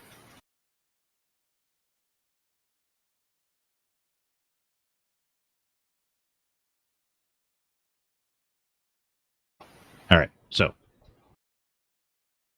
Wow, that's very bold of us. Yeah, you know, in retrospect, maybe it was a few too many, but I still think you can take them.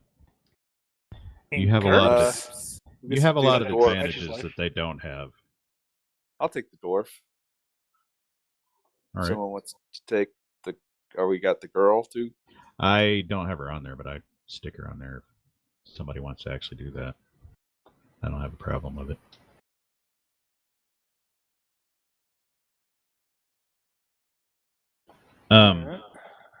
So on the bridge, the front rank are the Pavisers. They are basically just holding the mobile cover. They are armed with arming swords, and they're basically going to stay behind the cover and not do anything except parry. This is standard practice for a formation like this, so you have a general idea. The 3 ranks behind them are the halberds. They have reach 3, so obviously they were going to hit well out in front of the Pavisers, depending on the situation. The front rank of halberds are going to be using thrust attacks, and that's basically just standard spear stuff. The 2 ranks behind them are going to be using chop attacks from overhead, and they will also be doing all out, determined, because their actual skill is kind of low. Yeah, see, the fact that we have to defend against 4 to 5 attacks per. Now, the other part of that is with the overhead attacks, with the actual chop attacks, those are unready. So they can only actually hit you once every other turn. The guys with the stabby ones are not subject to that.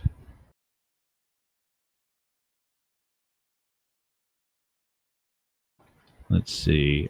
Crossbows. So the cone there, basically, if you were inside that cone, the crossbows can't hit you without shooting through their own people.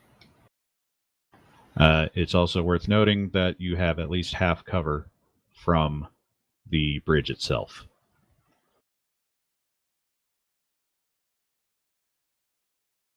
Now, the crossbows only have 1 Paviser per 2 crossbows, so they're not getting full cover from them. And with regards to spells, how much time have we had to spool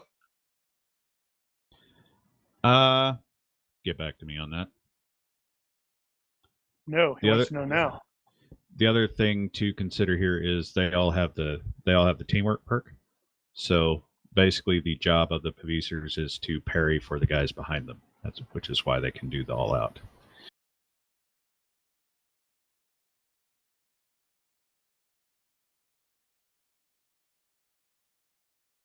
I think that's it. So it will definitely not be easy, but it is possible. And you guys got spells, you got area effect things, stuff that they can't deal with, and they're not that heavily armored, and they are dependent on the formation.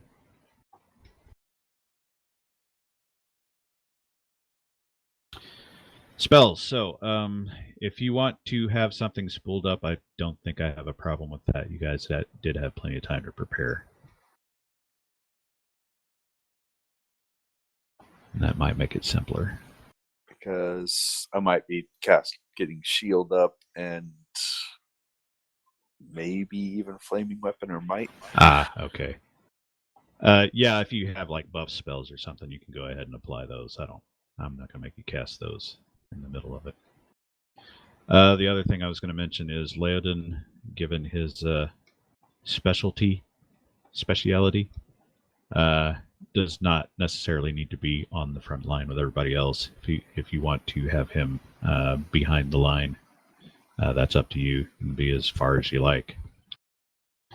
However, do bear in mind that shooting through to the back ranks on the halberders, you will be taken -4 per man. You got to shoot through to get to them. Oh, right, and the Pavisers are kneeling. FYI.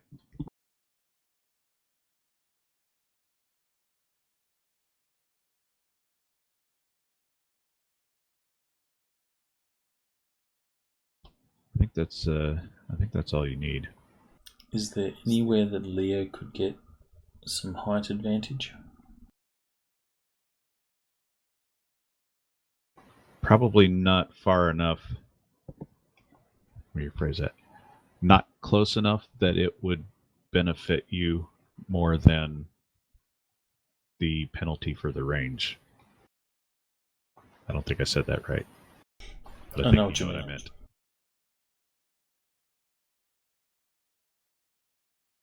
A spell is if I've cast it, it's not. Is it considered on? Like, for example, Might has a duration of 1 minute, but I'm not planning on maintaining it after the initial minute. Is that do they not always tell you that? Can't remember what they defined as spell on. Yeah, I don't know if that counts as a spell on or not. Do you have to actually be doing a concentrate in order for that to count? Or just, maintaining. Yeah, I don't know how that works. I've never done that. It's been a minute. Yeah. Well, I've very rarely run Magic, so it's always a bit of a mess for me.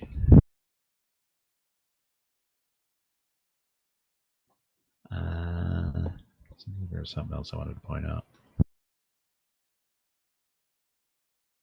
Can't think of it. Oh, I'm gonna take a quick. Okay, I'm finding it. I'm gonna go take a quick bio before we actually get on with it.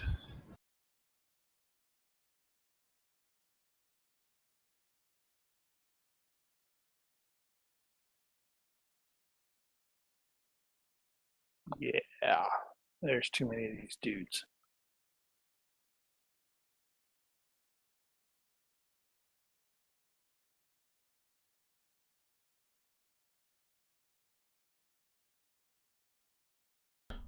What we should do is, so they're kneeling, so they're not going to be moving forward very quickly at all.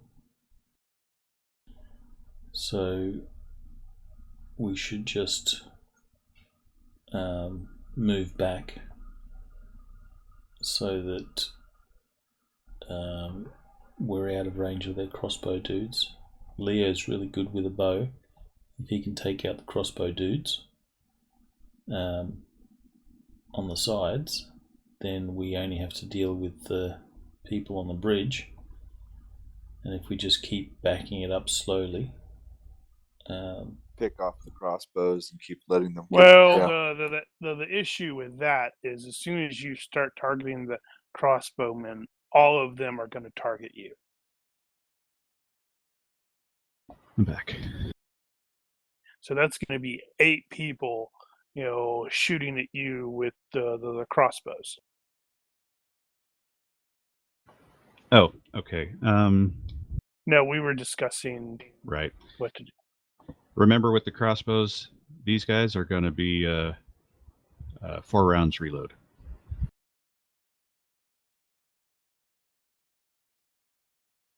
And the way I'm going to basically do that is they're going to stagger their attacks. So when it comes to the halberds that are basically have to re-ready, you're going to get half of them that are going to be able to attack in a given turn. And with the crossbows, they're basically going to be 1 on, 1 off for half of the total there. So 4 at a time.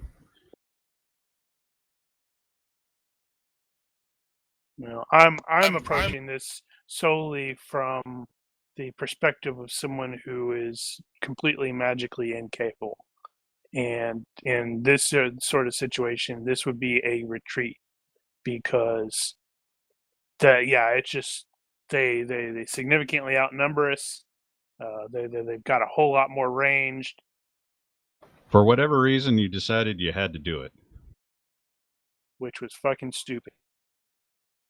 It was stupid of me to think you were going to, but I knowing how this works, their skills are not that high, and yada yada yada. Yeah, but this is GURPS, and this is Fantasy Grounds. Well, I have something that now that might do it. D&D, I could totally see. I could totally see that. Yeah, D&D, depending upon the various levels, one of us might be able to go. No, I got this, guys. Yeah, the one that the one that I considered to be the worst one here is probably going to be Dustin, because he can do stuff to the entire group. So, which I might have found the thing for that. Again, jumping back and seeing, since it's straight up dungeon fantasy, there's nothing saying that I cannot add Dwarven to a weapon, is there? I suppose that's true in general. I guess if you have a Dwarven weapon, you'd probably want to explain that. I'll have to obviously work that in, but I don't have a problem with it. I had to tweak the hammer slightly because I had a whole bunch of low-tech stuff instead of dungeon fantasy stuff. So now it has Dwarven, Ornate, and Fine that are dungeon fantasy. Okay. So Dwarven, in this case, just removes the unbalanced for potential parries. Okay. Which admittedly he doesn't do very often, because he has a shield, but it could matter.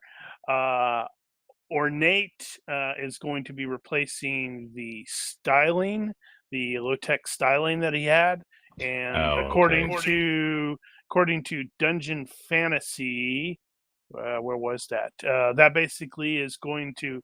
It says impresses plebes exactly as for the weapon modifier, paid 26. So +1 to reactions. So it's like it looks really pretty. Okay. And then obviously Fine replaces the low tech Fine, which in this case is not. It does. Yeah. It doesn't. I think it increased my. For some reason, increased my pick damage by 1. That seems reasonable.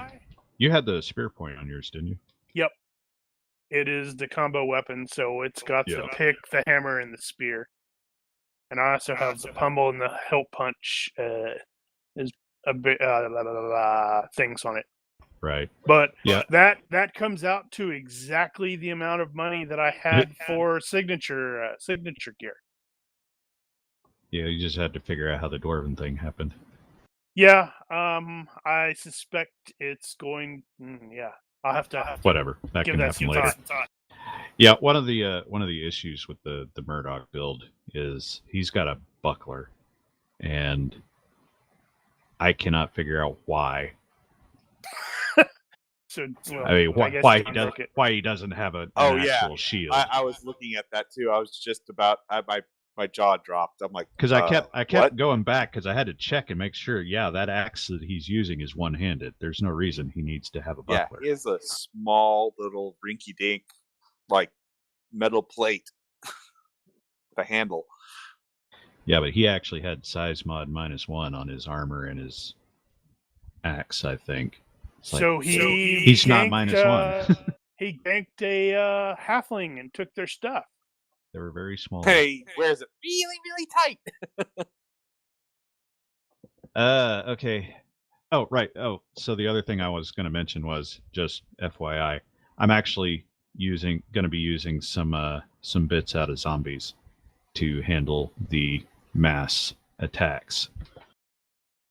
So this is kind of an experiment in that way.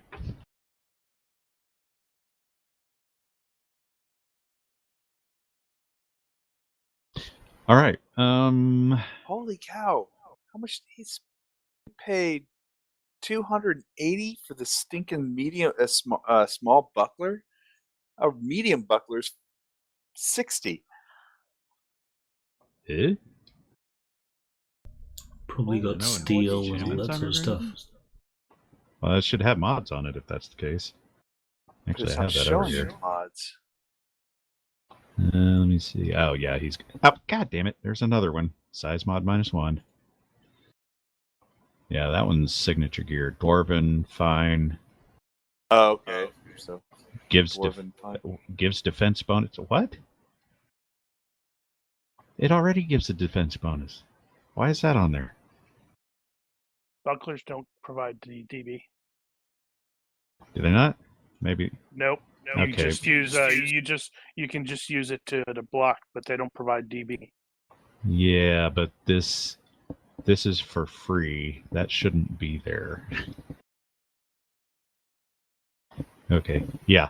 His equipment needs to be completely stripped and started over. But never mind that for now. Well, on the right side, if you want to actually grab another shield and throw it on there, I'm perfectly fine with that. There is no other shield. So, no, Don't have any Dwarven items. does give it a DB. Do what? That may be different. Armor, Dwarven. DB1. Yeah, that's all. What's to say about shield? I guess, because I just took a small buckler, added Dwarven and Fine to it, and it gave me DB1. Well, that's weird, because that's not right.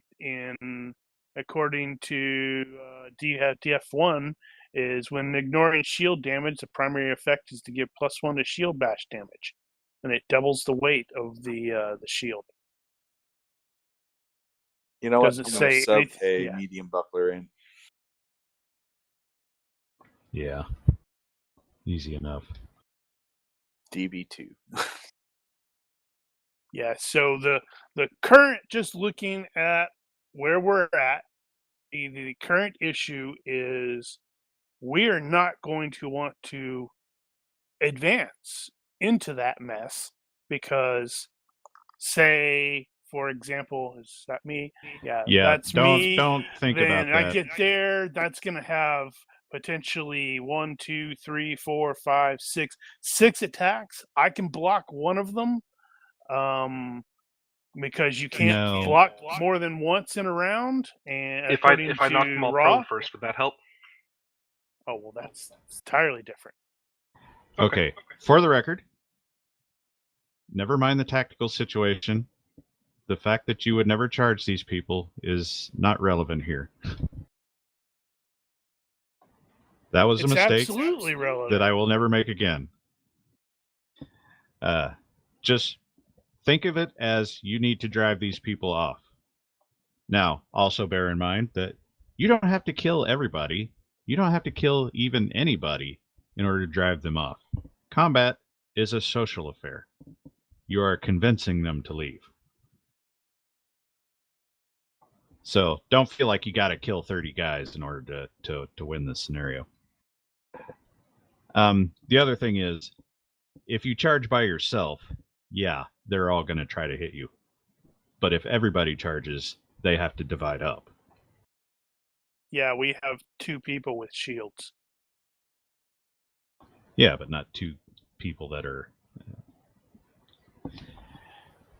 You have 2 people with shields, but that doesn't mean everybody else is defenseless.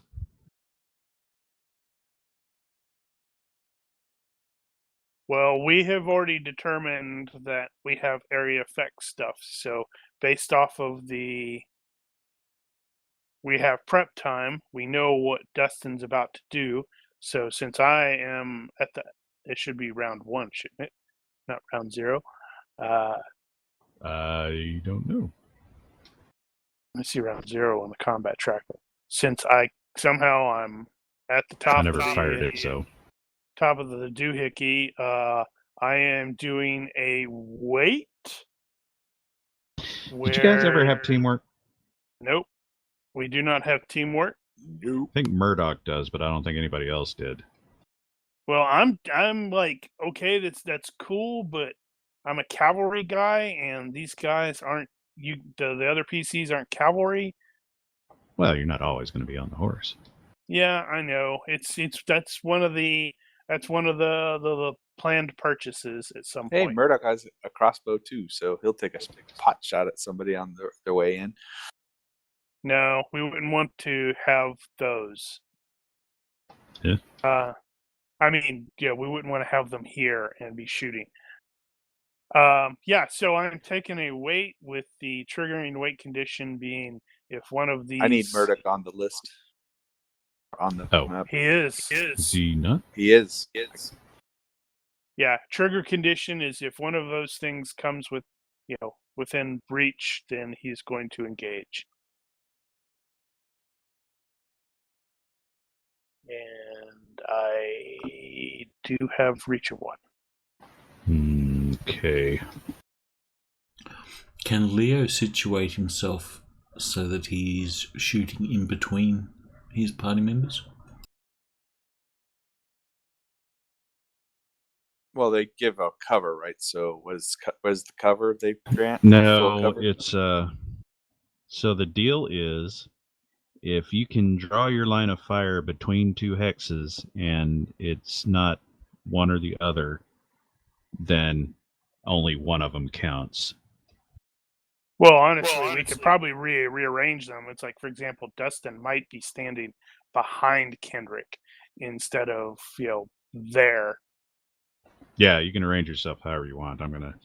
The crossbows aren't going to start shooting until we go, so wherever you are is where you ended up when it officially kicked off. So as far as Murdoch's the shooting goes, Iliad in cover. I'm going to say if you want to, if they are aware of your presence and can actually give you space, I have no problems with you being able to shoot past friendlies, given that this was by arrangement.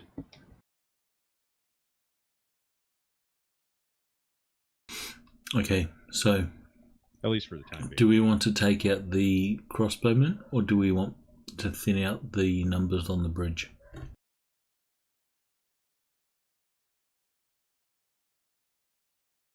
Yes.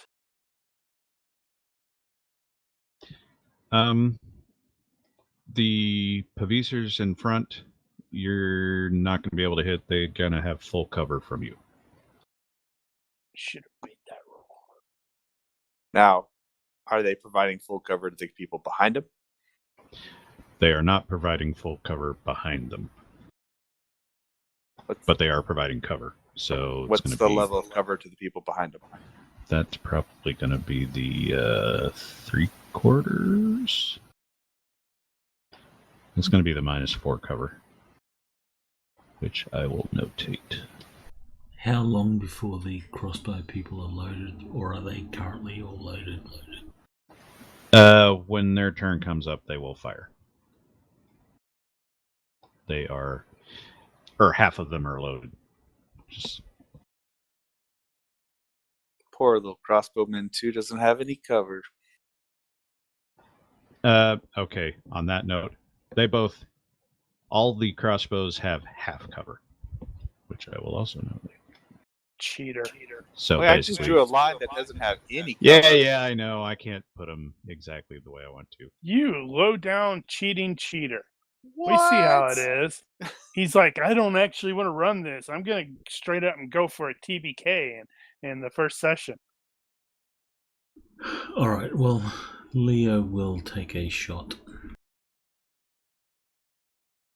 Who are you targeting? Here's something. Our supply of arrows is only what Leo's carrying, or do we have more? Since you guys did have time to prepare, what I'm going to say is that you have what's in your quiver, and when that runs out, you can spend a round picking up another quiver. Okay. Chances are pretty good you're not going to run out of that, though, because that'll take a while.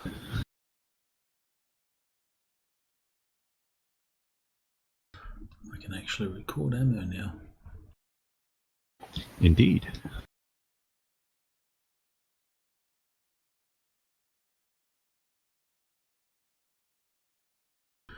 Alright, so Leo will take a shot.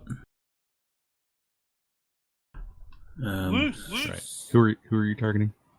All of them. It's going to bounce around through all of them. I don't. Laser Crossbowman 2.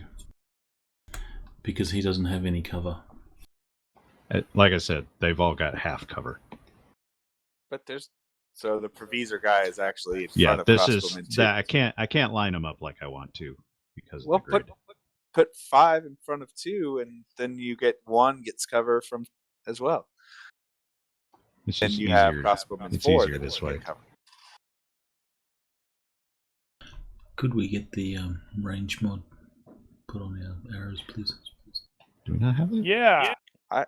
I see Crappy it. GM. I see the G, or I see the. I see it. No, but not the actual GURPS modifier. See the range, but not the modifier. You need to turn them on. Library modules load. Oh, that is it.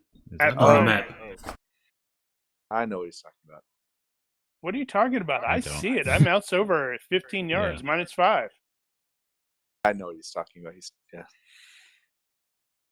So you see -5 on the map, on the arrow. Now -6.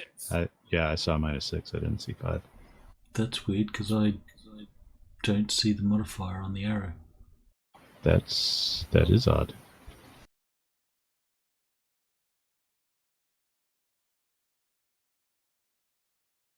Well, for the record, You're at -6. You're at -6. -8 with the half cover. Can you just try something for me? No. Go to the map and go plus Yeah, I thought grid minus grid. That didn't change anything. That is really weird. Reshare it. No, it's not going to be that. Bizarre.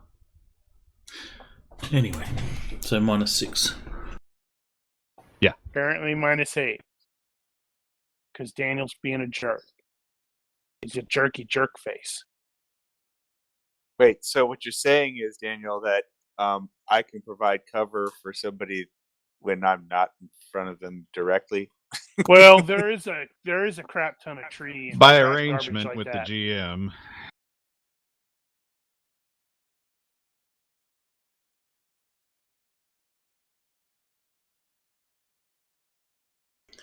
That's the damage if it hits. If he fails to defend.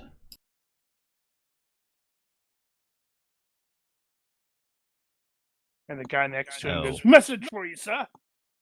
You gave him AC. Hurrah, gotcha.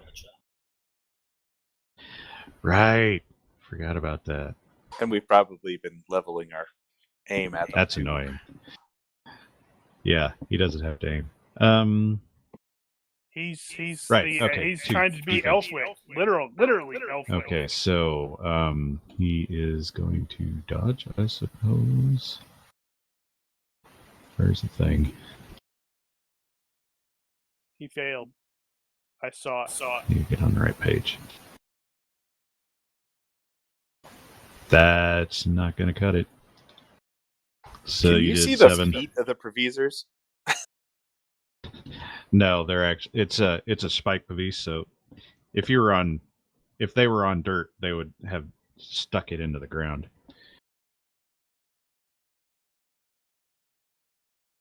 Right. Oh, that, yes. Okay, so they have that DR and that's impaling. So that might have Okay. hurt a little bit. That's Damn, +4. That's some pretty awesome damage there.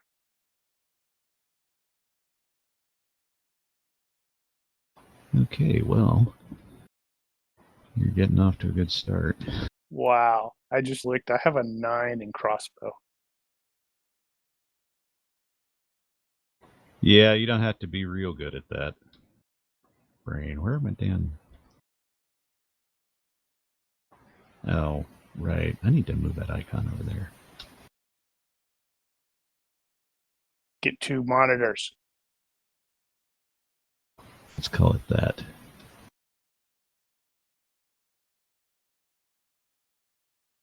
Okay. Sorry for the delay. What was Murdoch and Getwell doing? Well, Murdoch just aimed. Ah, okay. And Getwell?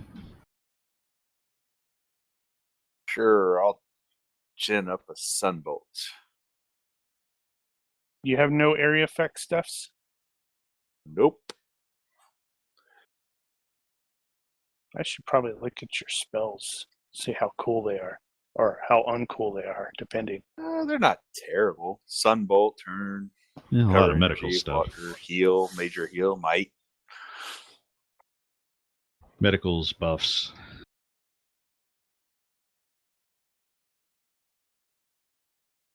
Now, is that one you have to spool up, or is that...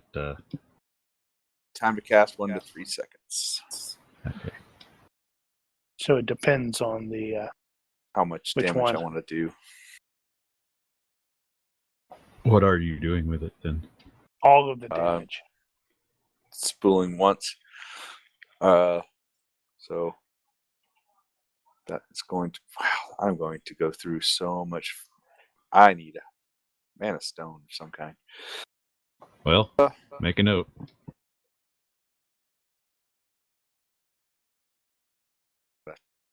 Adjust my ability. Spells. Sunbolt cost me what?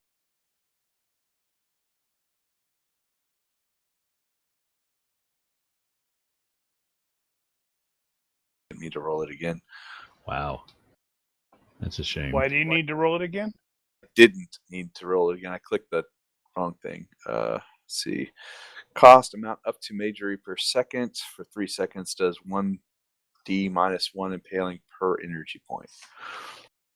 So that would be 2d for 2 seconds. So, yep. So you're holding? Is that a new surrender token? No, it's been there for a while. Nobody uses it. Oh, it's a circle one. Gotcha. Yeah, because I generally just throw the corpse sickle down there. All right, what kind of mess is Dustin about to make? Alrighty. You can move and then cast, correct? One You step. can step. Step. Okay. All right. I'm going to do a hurricane strength windstorm. Now, that had spool up time, didn't it? It does. I have to. It starts immediately, but then it has to do seconds per yard of radius. So 4 seconds, I'll have to cast to get it to full strength. But it'll at least That have is a bulb. that is exactly the spell I was expecting Carrie to use. Now, bear in mind that the range starts from the end of the staff, so you can get reach 2 with the staff, I think. Oh, heck yeah. All right. Even better. All right, so you're just starting the spool up, or... Okay. Booyah! Oh! Well, that's good news. I think what I had house ruled for Carrie that you could actually move it around while you're spooling. So it would start out at the first level and then keep going up. Okay. So you can actually start messing with it. Okay. And then critical on a spell. I thought that did something with fatigue. That Doesn't was cost cost a nothing? thing. Oh, that's cost nothing? Heck yeah, that was going to practically drain me for the entire fight. Okay, sweet. That is Yeah, the that happened to perfect him a time lot, for too. that. You're like, oh, this is gonna suck. This is gonna kill me. No, it's Although, not. that is a question there. Does that count for the entire spell or just that round of spell? If, for example, you're holding it. It has a well, duration of a minute on a standard cast. And don't you have to re-roll or recast it? No, wait, that's a you really only good cast question. once. You only Yeah, cast once and expend the fatigue that you set for the area, which I seem to recall you saying it was like a 10 hex. Was it 20 hex windstorm? Sounded right on them. Yeah, I don't remember. I suspect this is just me. This is how I would do it. Since he critted, that means it's not going to count. Cost him anything until it cycles to that point where he's like, "Yeah, I need to spend the fatigue again to extend it," and then it would cost. It's only maintained. Yeah, I mean maintained. After it reaches full strength, it lasts for a minute for the duration. Ah, okay.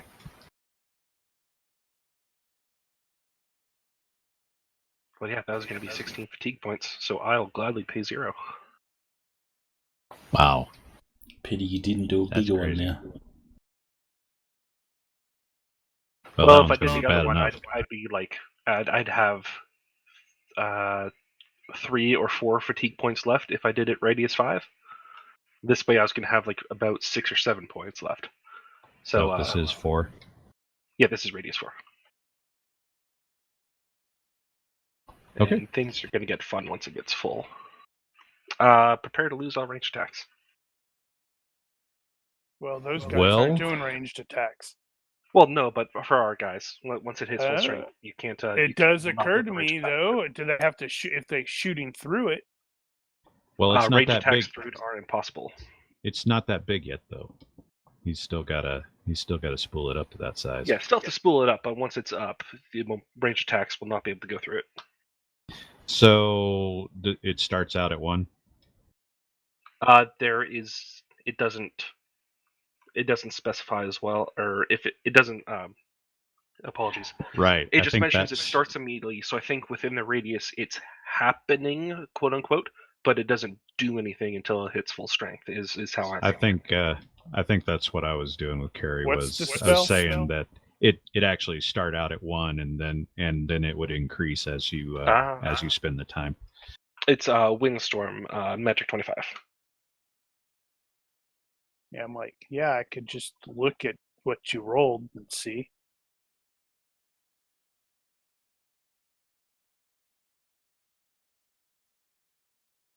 But having said that, I think I won't make the guy roll until it gets full size, just for ease of use. And since there's a high probability that nobody's actually going to get in close.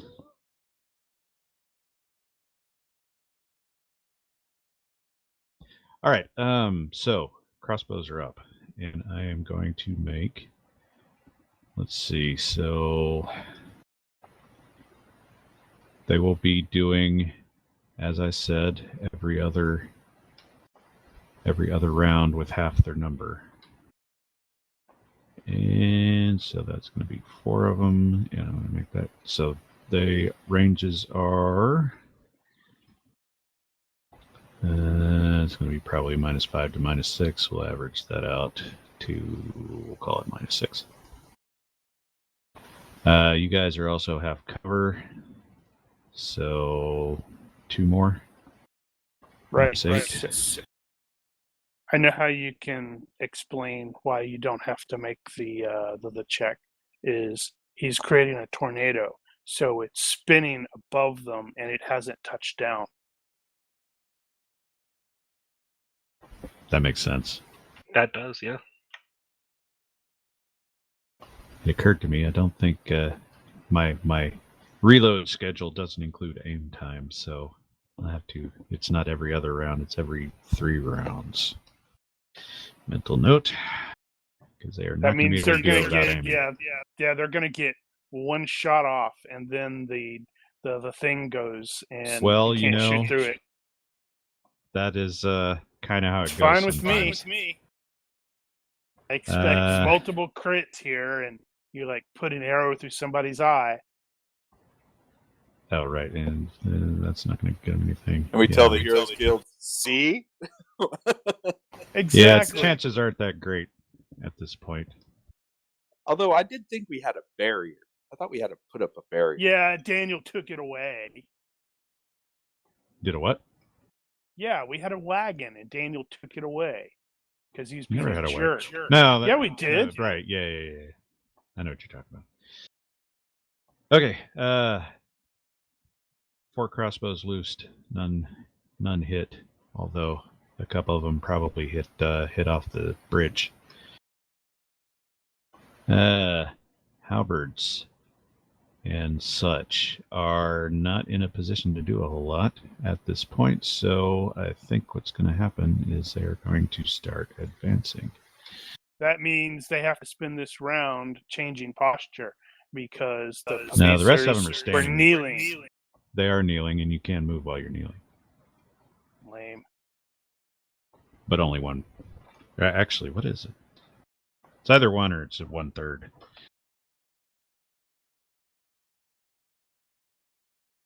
All right, so they all scooch forward. And that is going to be all of them. That was easy. With that last round, would that have been... apologies. Last round, would that have been 1 yard? Right. Okay. So go to 2. Just want to make sure we're counting. So this 2, the next is 3, then 4, and it's good. Okay. Okay. Do you need to continue having a line of sight there with Dustin? Nope, I just need to concentrate. Then I am stepping forward to act as his shield. Okay. So his move. All right, so you will basically just be cover for him. Yep. If you guys It's had like the teamwork perk, you could block for him. But... well, it's like I'm thinking about purchasing the teamwork perk at the Indeed. End of this one. We've had a recent experience with that and decided it was great.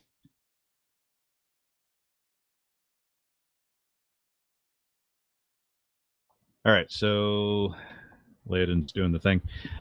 Did you ever take the no nuisance rolls for the fast draw? I did not, but I'm thinking of doing that.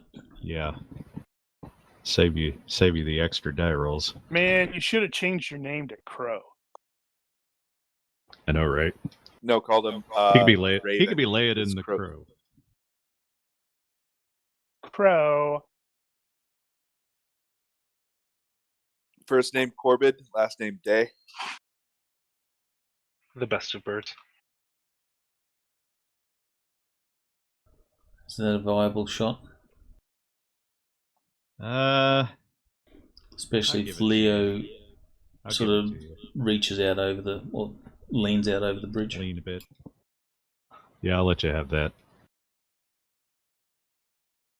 I'm reminded of that scene in Troy where they open up the shield wall briefly enough to shoot the arrow through it. That's what I was actually thinking. You could probably take care of that via a pop-up attack. Yeah, you probably could. So Or treat it as that would definitely be a pop-up attack. I know we were doing something wrong last time with the super speed shooting. I think there was supposed to be another roll in there that you weren't making. And now I'm going to have to look that up just to make sure I'm not... I think you're smoking crack, and you need to stop. What's or share it. What's the procedure as you know it? You fast draw, you add accuracy, and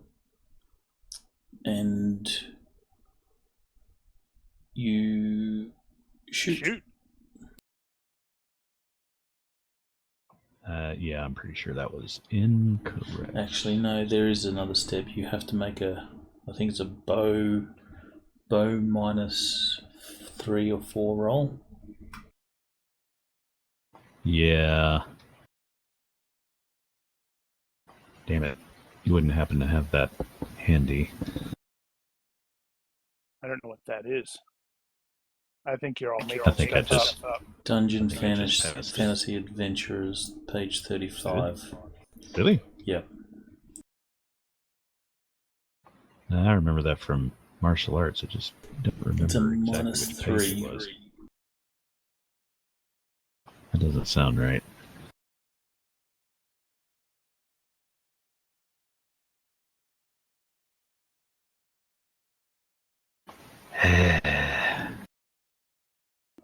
I'm just going to roll this attack roll before I make the bow roll.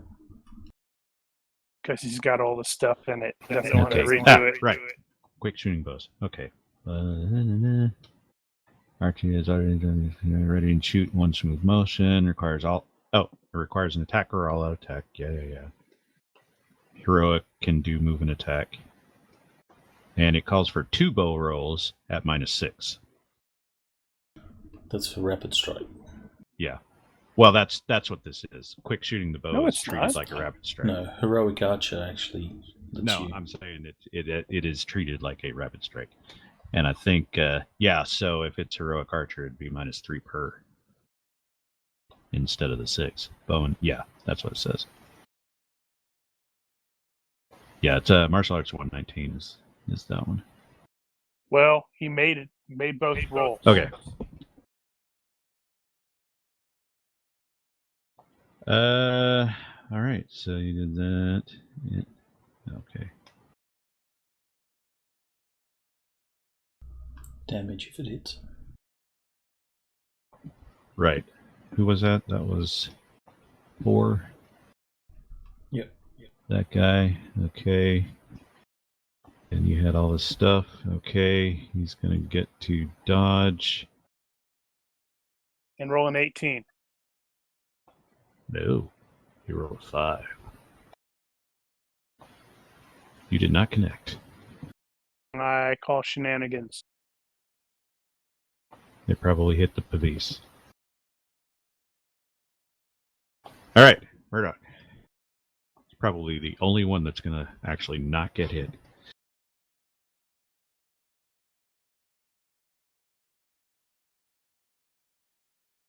First round of accuracy. Right, he was aiming.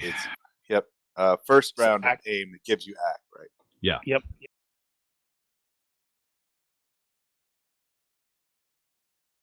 You're on that. You're on that. I haven't done this in forever. That's it, yeah.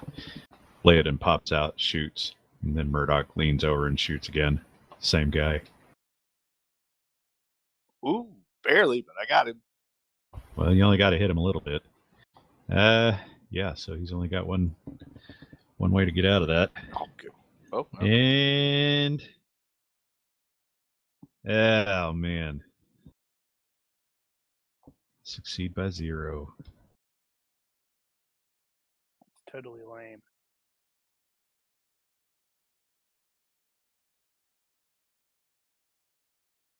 That's what I hate about crossbows.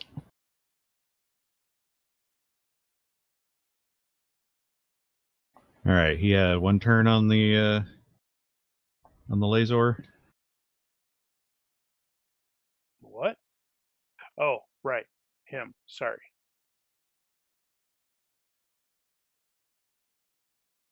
Is he holding still? That's you, Mark. Oh, he's calculating.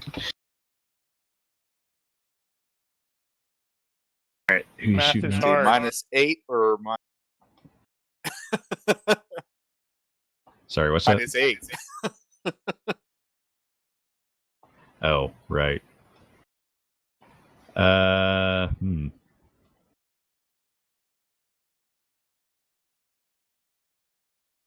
Well, Oh, you know what? How strong are those shield things for? so they are pretty big, and given that he has, Thick I as an think, oak some door military. I think he has some military experience, so he probably would know. Because I have those written down. Where did I put it? No, Not there. that's Not that. there. Not there. There. No, not there. Stop it. Stop it. Asshole. Hey, you're the one that decided to throw 30 people at us in freaking GURPS. Ah, okay. Cover DR is 10.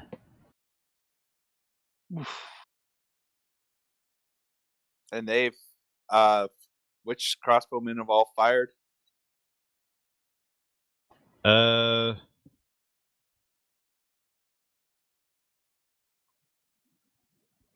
Why do you ask? I wasn't being that specific. I don't really plan on shooting somebody who's reloading. Okay. Well, you can just say you're shooting one of them that is not reloading, right? And they're all going to be basically the same range.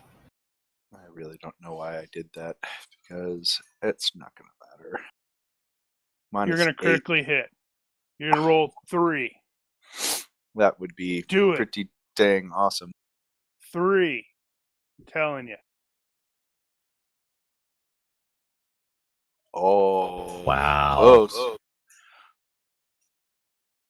Yeah, that definitely hit the police. Well, do I? Yep, that's my 2. Donk. Oh, That's that was 2D. that was the laser. Yeah, bring it. It's not a laser, is it? Oh yeah, it's Sunbolt. Yeah. Let it on fire. Did you exclaim? How about a little fire scarecrow? That's the damage for the 2D. That's a very little bit of fire. Right. It's not enough There's to a start. There's a little smoky, not quite hole there.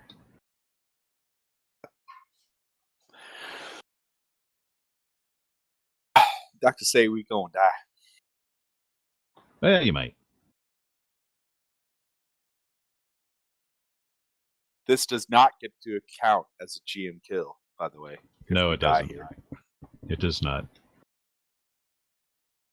Honestly, I'd be hesitant to count it if it actually happened before, because that probably would have decided I overdid it. Okay. So Dustin is up to 2 yards now. Indeed. All right, and crossbows. So, let's see. Half of them fired last time, so we are waiting one more round. So that's 3. And the rest of these guys are going to take another step.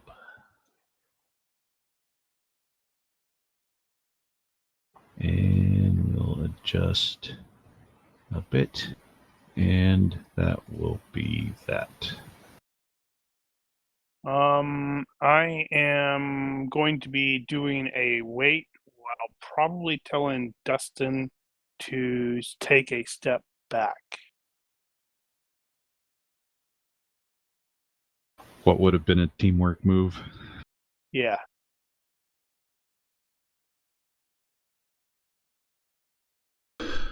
Doing the same again. Rudder.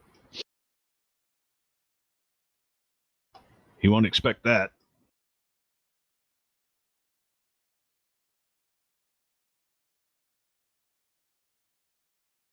I forgot to add the accuracy, so that's a hit.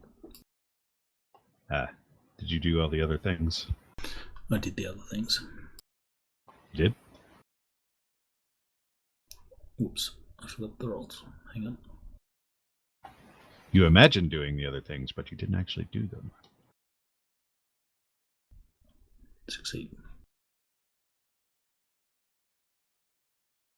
No fast draw? I'm just crit hunting here. Sure. All right. Dodge. Not that time.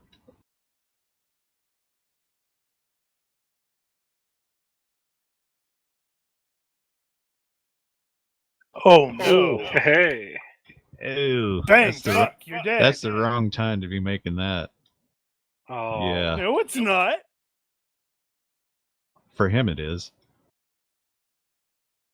Alright, that was number 4, huh?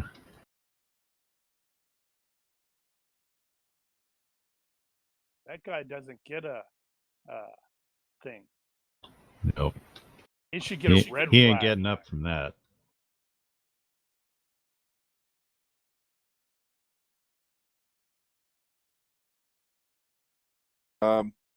Drops the crossbow and readies his axe. Rudder?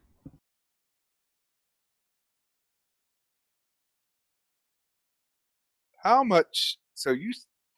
So that ledge you said is waist high. Mm-hmm. How wide is it?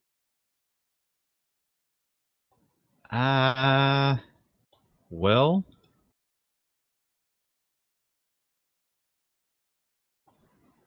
looking at the little side bits over here, I'd just be guessing maybe a foot.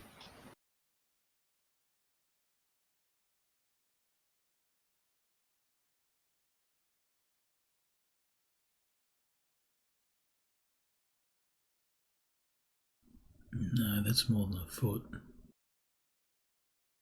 It's kind of hard to tell because there's no real scale marker, but it looks like a foot to me, maybe less.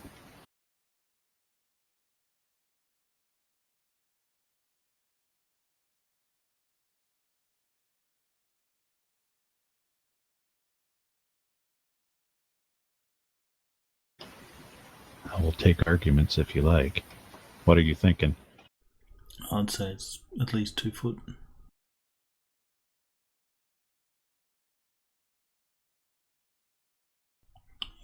Think of it like this. The width of that is enough for a wagon or a cart to fit down. Or a car. Huh? So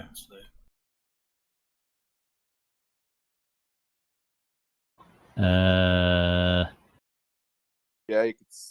Some kind of part. I don't think that's that's not an opening. No, I'm not pointing to the opening. I'm saying the arrow. Look at the yellow.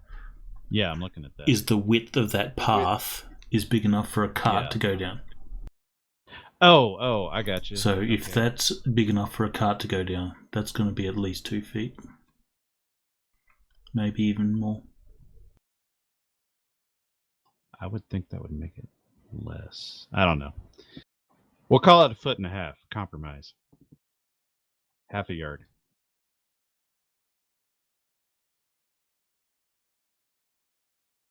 Why? What were you thinking? You thinking doing me? some dare and do? Yeah. Oh yeah, because he's not going to stand in front of all those pikemen getting stabbed to death. Well, he's actually got a shield. He can fend that off. By the way, I am going to allow the multiple blocks, multiple parries, that sort of thing, in the event it comes up.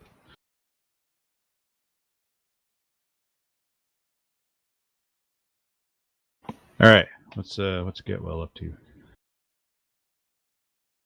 Well,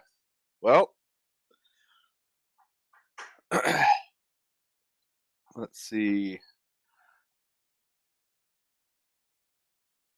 Just gonna step up to there and get ready for the inevitable doom. Form the wall.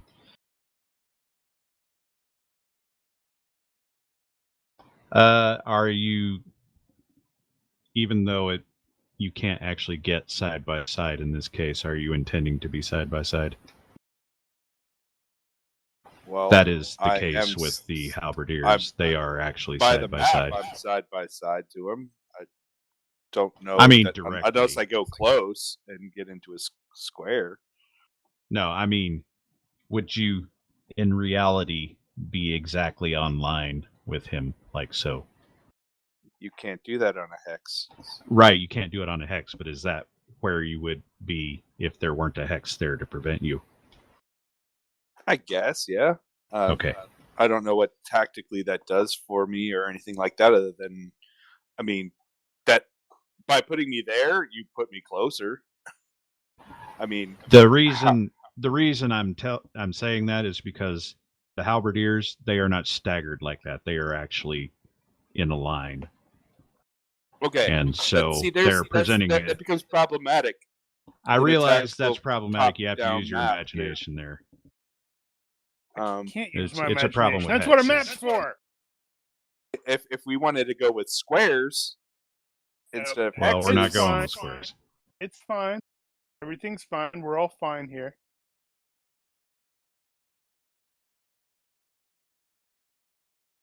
All right, so Dustin's stepping back. And we're back to me again. Okay. So I took the round off last time, so I will fire this round, and I'm down a couple of archers. The question is, were those the ones reloading, or were they the ones firing? I will let somebody make a roll. So, well, not that kind of roll. 1d6. Okay. You want to wait for me to actually say something here? No, we're just like randomly throwing dice out. Yeah. As players do. Odds, the firers are down. Evens, the reloaders are down. Actually, let me rephrase that, because somebody was specifically targeting people that were firing, not reloading. That was somebody who didn't actually hit, though. That was somebody who didn't actually hit. All right, carry on.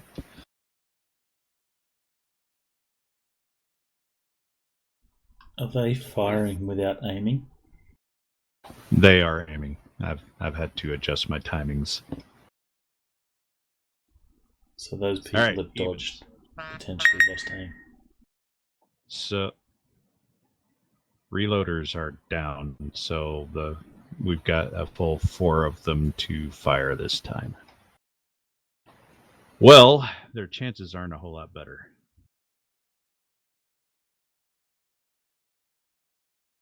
In fact, they're not at all better. Oh, you know what? They can totally get a all out. Shit, they better. Damn it. They're technically supposed to be using cover, but if I don't use cover, he's going to get wiped. Meeny, miny, mo. All right. How aggressive are they going to be? All right. Apparently, they're going to be aggressive. Oh no! All out it is. Landon's going to shoot those SOBs. He's gonna mow some people down. All right. Shot over. Oh, I got a hit. All right. So, which one of y'all is gonna get it? They weren't targeting. Dun, dun, dun. Well, it's Daniel. He's in this case. I can see what he's I told doing. you I'm making a thing. So, Kenrick. Yep. Is I don't want to get hit. Properly in the line? Yeah. Yeah, he's intentionally trying to find cover. All right. Kenrick is successfully shot. Can I block it? You potentially can. Mother F. They don't miss by one, apparently. All right, well, let's see Wait, if we can... Are they at -2 or am I at +2? I don't know how that's working. No, they got that. For cover. I had that. Okay. Yeah. All right. I need a hit location, which I didn't That's put up there. lame. Actually, no, that's going to be torso because That's better. if you use hit location, then you have the potential to hit the cover instead, in which case you just don't take the cover penalty. So this will be torso. Damage. Ooh, that's rough. And I kind of rolled shit. And you can't see that, can you? Nope. Okay. What is Kenrick's armor? Torso is technically 7 + 1 flexible. All right. Does your block include your defense bonus? Yeah. Block is normally 11. I have +2 DB. You got a thunk right in the chest. It kind of stuck there, and it's kind of sticking in the padding. Oh, they did 8 points. No, they did 6 points. Oh. It did not fully penetrate. But you got a nice ding. Okay. Moving on. Gong! Halberds and such are still advancing. One shuffle at a time. Oh, right. That would have, I forgot that with Dustin's move, if you recall, I triggered the wait, so I'm technically one step back, although Getwell is going to be there-ish, I guess. There. That's just you know what I mean, because that was the entire purpose of me telling Dustin to take a step back. I will give Getwell Benny here and say that he could see that Kenrick was falling back and was in position to meet him where he was going and not get stuck out in front, if you so choose. In the meantime, we are done. Same verse as the last, I think. Wait, how long is it going to be before your hurricane thing kicks on? Next round. Yeah, he's got 3 this round. 4 next one. Yeah, next turn is when it'll hit 4. Okay. So, yeah, same verse as, making sure that Getwell and I guess it'd be Murdoch and Lid and also know where, taking a step back with the wait until everybody is back.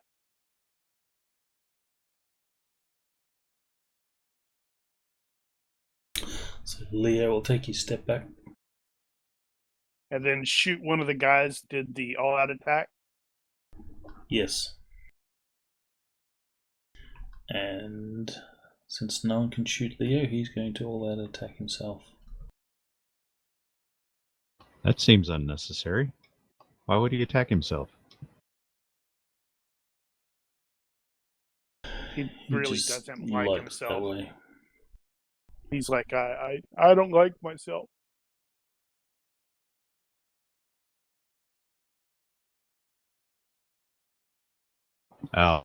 If you were better prepared, I'd say you totally need to do the 2 arrows.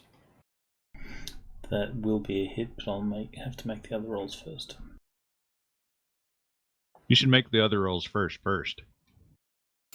That was the plan. I was actually ready for those, but didn't get around to it. Didn't do it that way. Yeah, all good.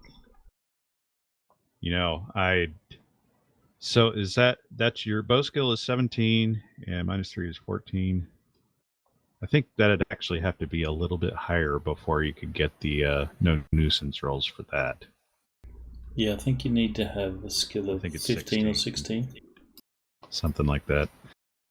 All right, you got a hit and you got a hit. So you want to do the chest thing?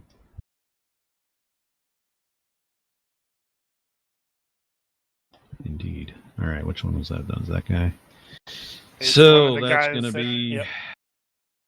7 points to the chest. It's 10 points. Yep. Who are you? You are 1.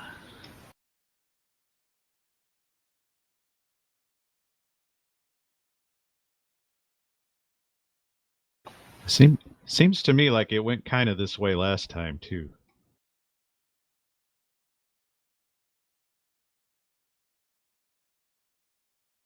I think you're going to You break ready, the flank says back Buckler. there.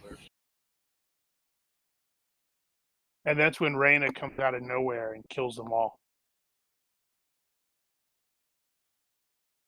And All fun right, we're at higgins. 3. No, this is 4. Thought this was 3. This was 4. I don't know that you're wrong. Yeah, it's round 4. Should have done a thing. An An effect. effect thing. Yeah, an effect. That would have been Because smart. hang on, let me run through just to make sure. So I cast it, and then had a turn, To and then had the turn where I stated the storm is at 3, and then this would be 4, but would it be V4? Yes. Okay. yeah, I think you're right. All right, do your thing. What are you? Alrighty. So, okay. Anyone within a full strength windstorm must roll versus strength once per second to avoid being knocked over by the wind. Because it's a hurricane or tornado, it's at -5 to that check. All dex-based skills are at -5, and range attacks are now impossible if they go through it. Visibility inside is a yard at best, and if any of them are little shrimp nuggets who weigh less than 120 pounds soaking wet, they start to get flung around. All right. First question. That can be moved, can it not? It can. I can move the storm any distance up to its own diameter per second. Are you keeping pace? Yeah, I'll as part of this, I'll move it another yard forward. Okay. All right. So, what do I need to do Fail. aside from that?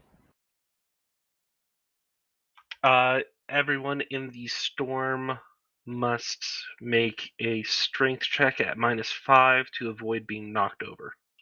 Damn. Strength check -5. Gotcha. And So that now would is put the- me effective 8. Wow, that sucks. I don't know how to make an effect. And the nice thing is, none of the archers can shoot anymore. Unfortunately, how many we got here? that One, two, also three. includes Laden. That's okay, because he can move the tornado back 1 hex to expose the guys in the front. You know And Leo how can hard shoot it would have those. to be to hold one of those previsors in a wind like that? Have you ever tried to walk with a big piece of plastic or something in the wind, or just in general? Okay, now how am I going to do that?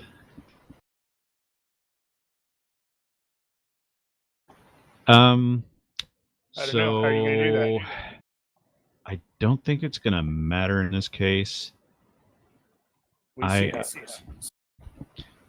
So basically, 3 of them are going to not resist, or 3 of them are going to resist. The rest of them are going to fail. I'm not going to pick which one is which at this point, because I don't think it's going to matter until something changes. So, for the record, 3 of them are still standing. Okay. Was there anything else? The only thing that might potentially come into play is the windstorm lifts and hurls objects up to 30 pounds per yard of radius. I don't know, so 120 pounds. I don't know if that would There factor in. goes the police. Well, they're actually holding on to them right now, but they're struggling. It's probably What if they why fell none of down? the ones up front probably fell down. Or let me rephrase that. The ones up front probably fell down because they're trying to hold on to the friggin' sail.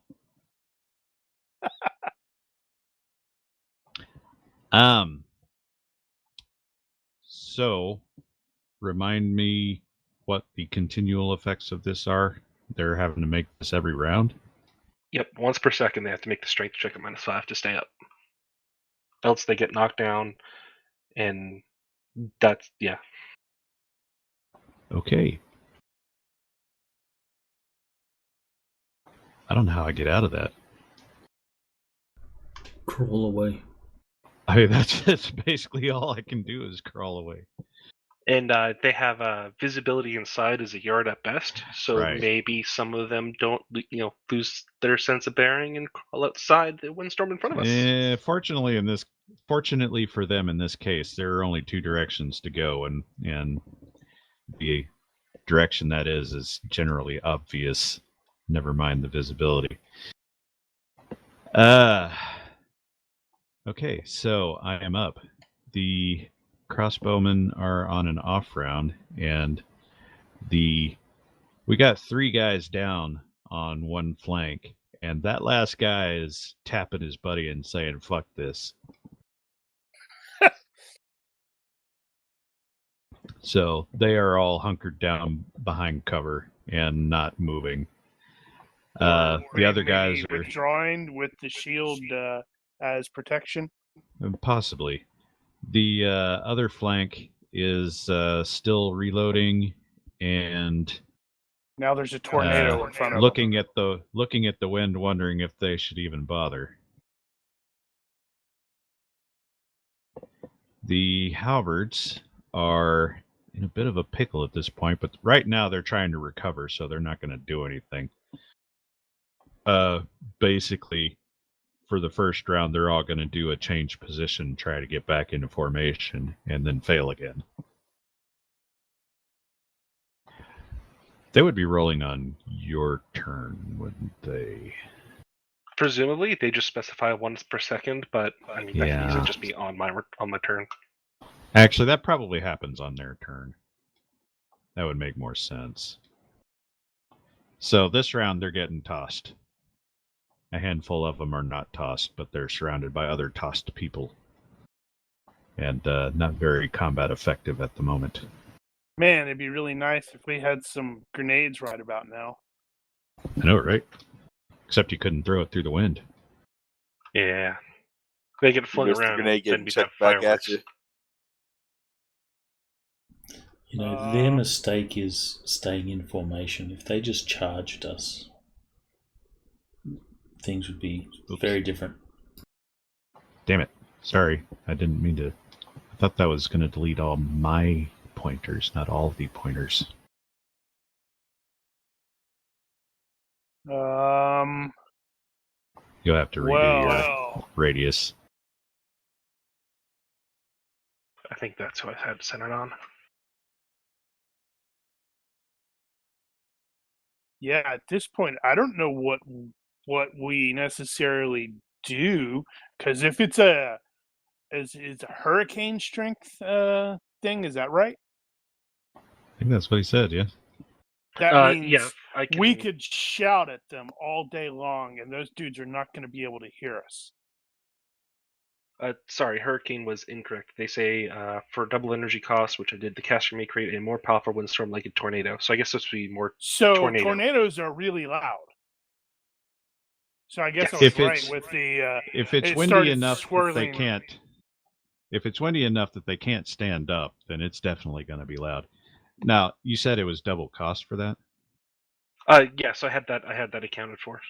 Okay, so you actually did pay for that. No. Well, didn't. no, because I I didn't have rolled the to. crit, but but you were in the process of paying for that, whether or not you I would rolled have, it. Okay. and I could have afforded Gotcha. to pay double. Yes. Yeah, that's why he said this is Very going well. to potentially leave me really close to oof. Empty. Yeah. No, this is a good question though. So Kenrick being the chivalrous type, now the people he was fighting can't fight. He's not going to attack. Well, they can't. It's not that they can't fight. They just got knocked down. He doesn't he doesn't know how long this is what's gonna happen to them. Chivalry doesn't extend to open war. They But they'll get up again. Yeah, it's one of those. Shut up, Mark. It's also one of those, Brian, where he is trying to take the chivalry to its nth degree. He's trying to be the perfect knight. So he's probably going to be taking a step forward and shouting at them, even though they can't hear him, to withdraw. Well, they might be able to hear me.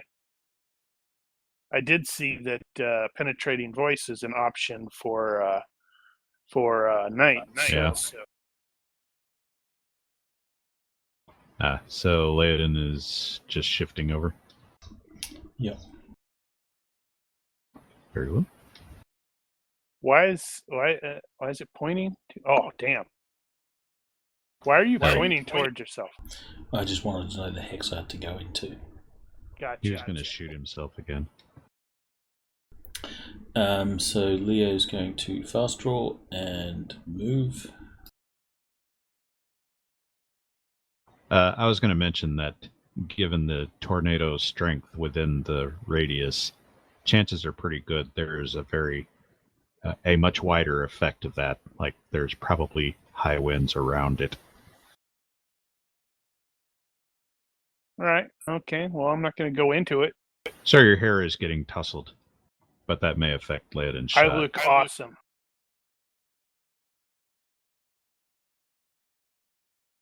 So he's going to arc the arrow. There's nothing he can do.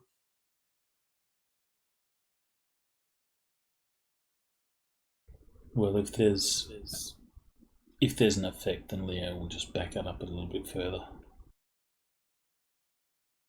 Well, okay.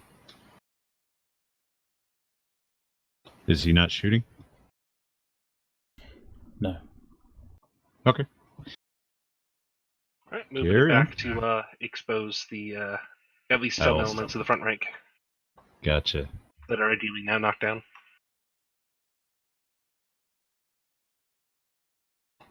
Well, this is awkward. So what were Murdoch and Getwell doing? There's nothing they really can do. That wind is beating the pee out of everybody. They have no ideas. Well, it's not like I was fond of them. Well, aren't these guys not in the effect? Now? They haven't. They're still on the ground. Right, so those up front could step forward and hit them if they wanted to. Now, given the situation, let's see. They just got winded, knocked down a bit. Well, let's deal with the archers first. So, they were going to actually. They're going to need to aim this round, so they're going to aim. Those few that are left. So the halberds are going to do that again. Again, 3 of them are going to make it. In this case, one of them is fully outside the radius, so he will be able to stand up, or actually just get to a knee in this case, and get his pavis out in front of him. So that's all he can do for now. Well, he'll probably hear me yelling at him to withdraw or yield. The results of that may greatly depend on what happens to the rest of them. Well, I'm going to try. Oh, good Lord. Do I not have that? Oh, my Lord. Fuck. Never mind. I was about to try intimidate, but I apparently do not have the skill. How did that happen? I don't. Minimal points that I can.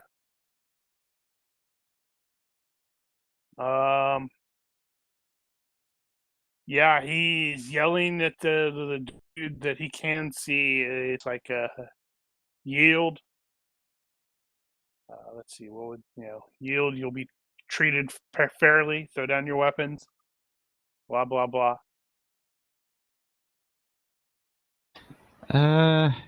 Well, are you?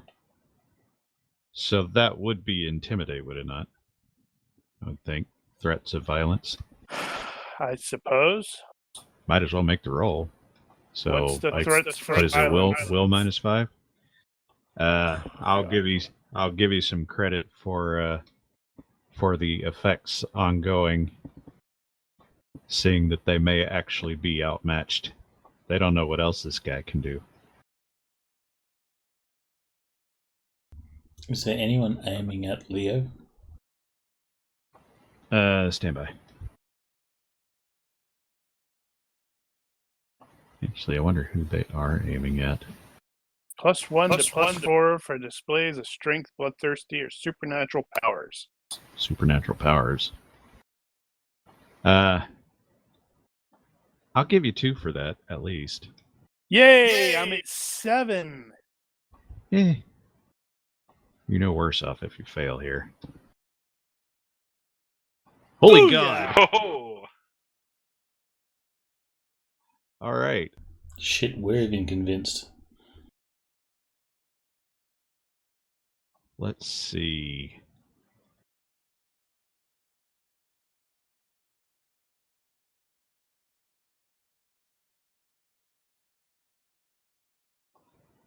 There is doubt on his face.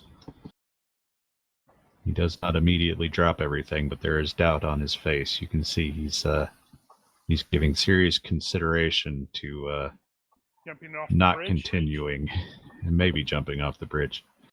All right, Leyland. Targeting. So at this point, it looks like you and Dustin are the only ones they can actually target. So it's probably 1 each. Crap, that's what I needed. I needed to shift as well. All right, Yeah, so that's reasonable. Leo. Okay, will be- now they're both pointing at you. Oh, actually, no. One of them is going to be pointing at Kenrick instead. All right, so Leo's shooting the one that's aiming at him. Roger. Where's the proper, the best code of chivalry? I don't know. Wow. And you rolled the wrong one again. Arthur. You keep doing that. Doing what? Rolling the wrong ones. Or you got to roll the other ones first. No, I didn't have to because I didn't do a quick shot. I spent last turn just fast drawing. Oh, well, that's true. Fine, be like that. Well, you missed by 1. And you feel weird. You hardly ever miss. Pity.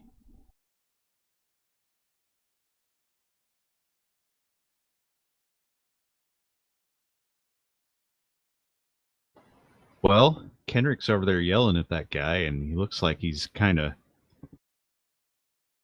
unsure of what to do.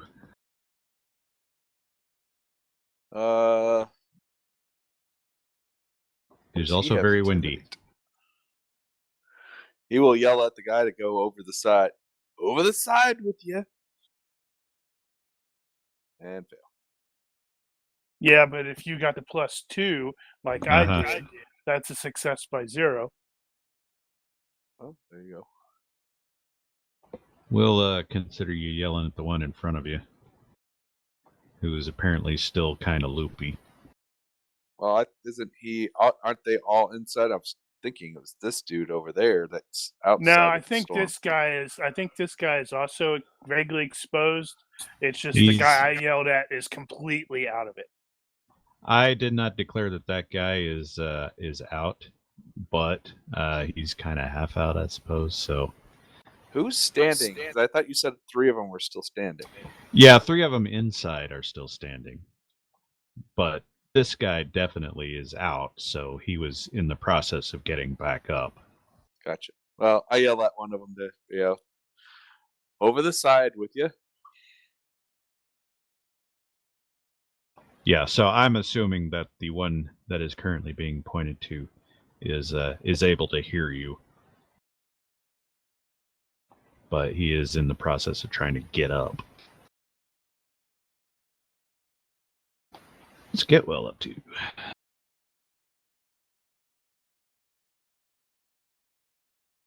Or is he just going to keep letting the wizard do his job? Yep. He's going to reach into his pouch of herbal remedy and Make it look like you're about to cast a horrifying spell. no. He may just be about to toke up, which is going to be difficult because he's got to strike a match in this wind.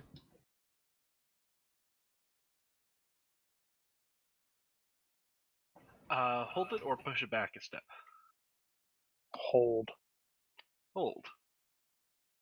Then it shall. Pushing that Or back hell, if you opens wanna- up the archers. You pushing that back a step keeps opening up the archers to start shooting us. No, the Sure. first thing that the thing that I almost comes to mind is bringing it forward a step to knock the dudes that are out of it back down. to the ground. Oh, just keep pinning them there, and Yeah, they Like can crawl out. It ping-ponging doesn't them. say they can't move. It just says they can't stand. Yeah. oh, okay. Yeah, there. So for the record, there's going to be a few. We're still in combat rounds, so there's going to be a few seconds before they start to get the idea that maybe we should just crawl back. In the meantime, they're going to keep trying to get up and falling down more. It's not So, quite Frank- a grease spell. Unless something happens with the archers, the combat with the halberdiers at this point is basically done because they can't do anything.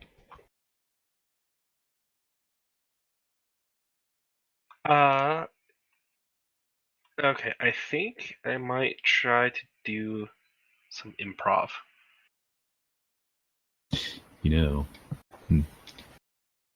I'll give them a chance when it comes up to their turn to see if anybody ends up going over the side accidentally. Oh, this is gonna be cruel. They better have a Wilhelm. It'll be worthy. I want to do acid jet and have it fire into the tornado and fling around a bunch of acid everywhere. Ugh. Okay. That's nasty. Man, Yeah, but see, the problem is Damn, I don't Dustin. know that would do a whole lot because it would dissipate Yeah, I think it would so disperse it too minimally. much. yeah, but It's I can see interesting, where though. he's saying it's like a minimal thing. It's enough. But even if to it just just- does like Even one if it point starts burning occasionally, people's Yeah. it's eyes, just yeah. like, yeah, why? yeah, that Yeah, could I be could see that could that. actually. I can actually see that What? potentially triggering a. Oh crap! What's next? What's well, honestly, all you got to do is throw a handful of rocks in that. What are You the could- effects of the spell as is? Which spell? The acid thing. What were you doing? Oh, it was just going to be acid jet. Shoot a jet of acid. 1d -1 for every point used. Range is equal to number of dice, similar to flame jet. So just make it Okay. really long and just point it at the tornado and just let it stir. You could I you could roll damage to get a total damage, and then roll your to hit based off what is it, like the fragmentation thing. So Oh. 15 and for every 3 margin of success is one hit, and then divide that damage that you rolled amongst those people that were hit. if you were throwing a handful of rocks in there, small rocks in there, I would probably do that. But in this case, I think I'm just going to go 1 point per point or per die, Okay. and that's going to be a whole body, whatever's exposed. Okay, then I will do that. Let me make a thing for it. Yeah, because I'm wondering if it might trigger the equivalent of a morale thing where it's like, okay, we've got a tornado. Oh, that burns. Oh crap! What the hell's next? Like I said, it's only been a couple of seconds. Well, plus they saw the tornado take a couple seconds to build up. So if you suddenly true. start feeling acid, even if it's like really minor, you might think, It's oh, an is additional this effect, going to definitely. be? Yeah. Darn it. How long is that? How long has it been since you started that? 2 or 3 seconds. I still have about 55. No, it's going to be more than 55. 56 or 50 seconds, 57 seconds left. Yeah, I'm not worried about the duration. Looking at how long they've been subjected to it.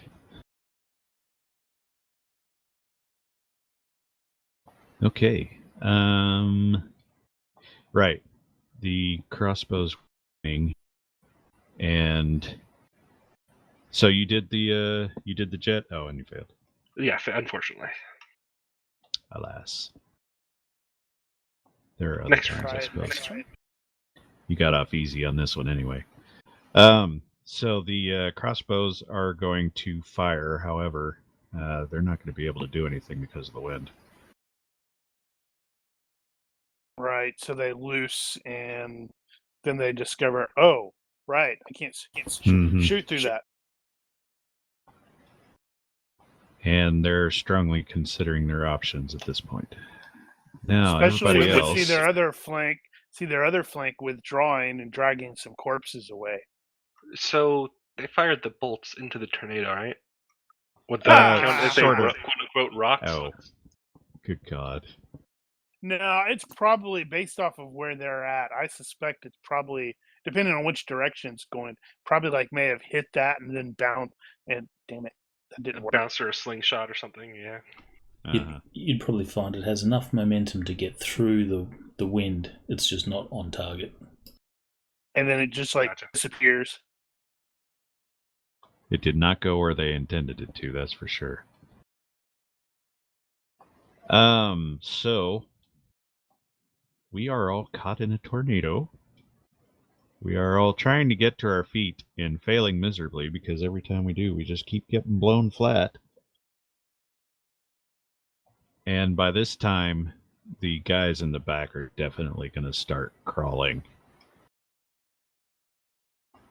And pretty soon, everybody else is going to follow. You had the one guy that was thinking about whether or not he should surrender. Now he's back in getting blown down and probably lost his pavis. I was going to give them spinning out. I was going to give them a collective roll on that. And that's not quite bad enough. So none of them actually Wilhelmed over the side this round, but there are other rounds. So, having said that, the situation is the block in front of you are starting to crawl, scoot backward to try to get out of the tornado. And the crossbows have fired ineffectively and are in the process of reloading, although you don't know how emphatic they really are right now.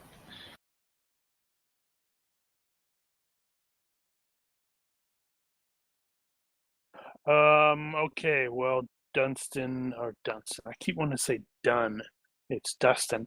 Has stepped forward, so I'm presuming he's basically alongside.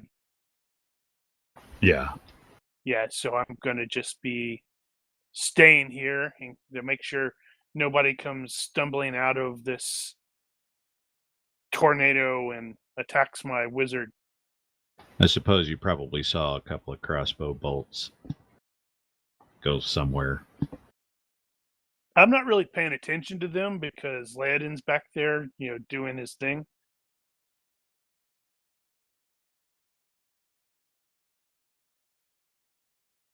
You're doing your thing. Yeah. I give it at least a -2 for windage.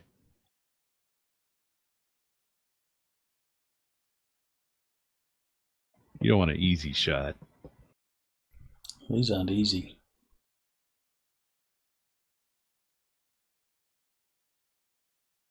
The wind should be easy, fairly predictable.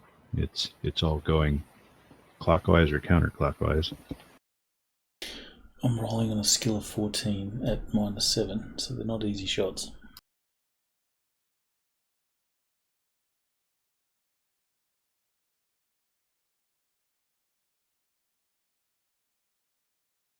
Yeah, that one got blown out.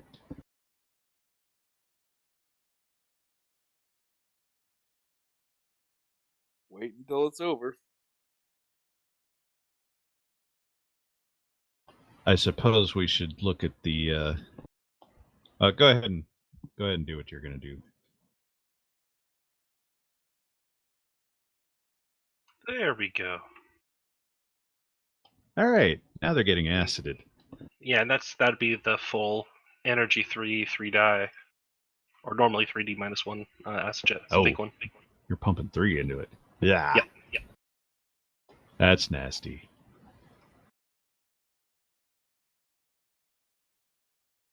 Yeah, honestly, I think if it was me in that thing, I'd be looking, nope, pull back. I just saw this hideous tornado thing, and now I'm starting to feel burning. I'm afraid fire comes next. Okay, well, before they were just falling over and sounding angry. Now they're screaming in pain, and they're falling over and sounding angry. And maybe going over the side. That's not good for morale. No, it really isn't. I think all of us are going to look at Dustin like, dude, what did you do? It's really safe to say at this point that they have decided that they cannot win this, and they will no longer appear hostile to you. Although it will take them some time to get out. So, this would be considered a win at this point. Having said that, if you don't pursue them, they could always regroup and come back later. But if they saw you guys again, they're not going to be all that excited about trying to cross the bridge. Well, the objective, as I recall, was to prevent them from crossing the bridge. And I think Dustin and Ladin did that. That's true. It was mostly those two. So, well, would Kendrick's orders be to, follow them, pursue them in their route? Now, if they're broken, our objective was complete. Yeah, if you guys were sticking to your original orders, your orders were to defend the bridge, so you probably wouldn't leave it. That doesn't mean Layadin wouldn't start taking pot shots at them as they run, but yeah, skirmish, to where it's like continue to ensure they don't regroup, not necessarily kill, but maybe shoot to wound. So, I consider this vindication on my part. Not only did you survive it, you actually survived it without any injury at all, excepting nearly Kendrick. Kendrick's got to pull a bolt out of his armor. Knock it off. That's the new armor. With the old armor, it still wouldn't have gone through. You said 6. It would have been, that would have absorbed exactly 6. Right.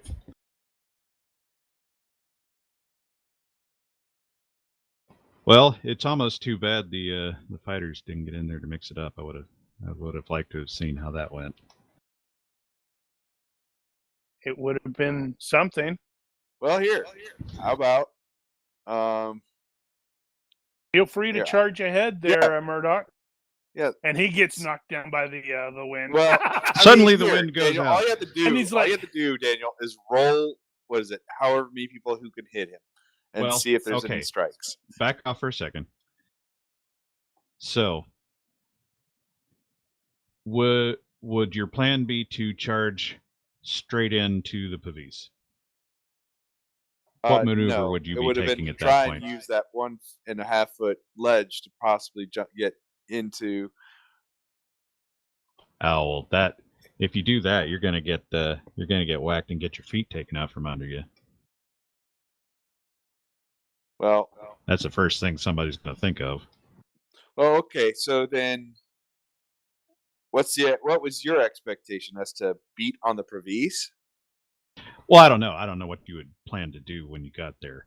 Were they all using polearms? The front rank is not. The front rank is hiding behind the Pavises. The three behind them are using the polearms.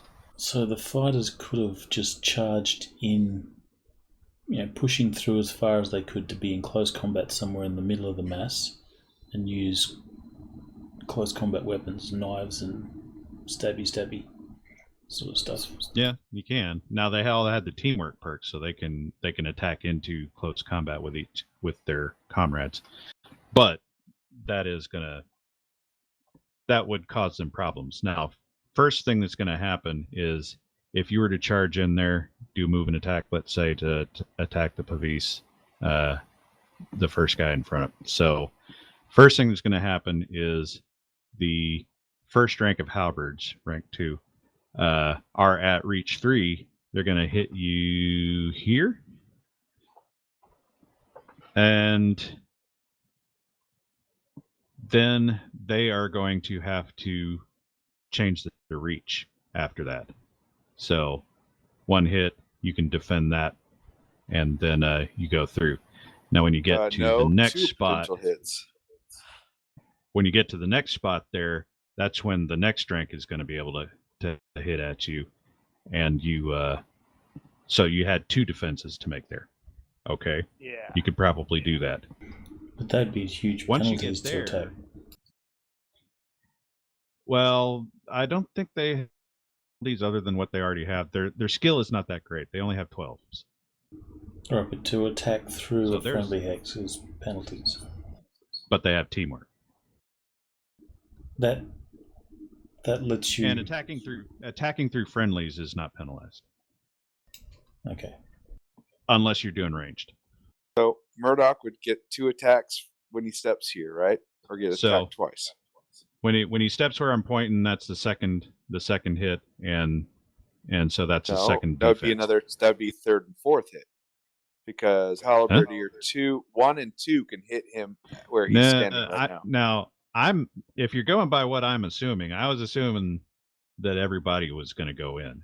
And so you're only getting 1 row instead of 2 or 3.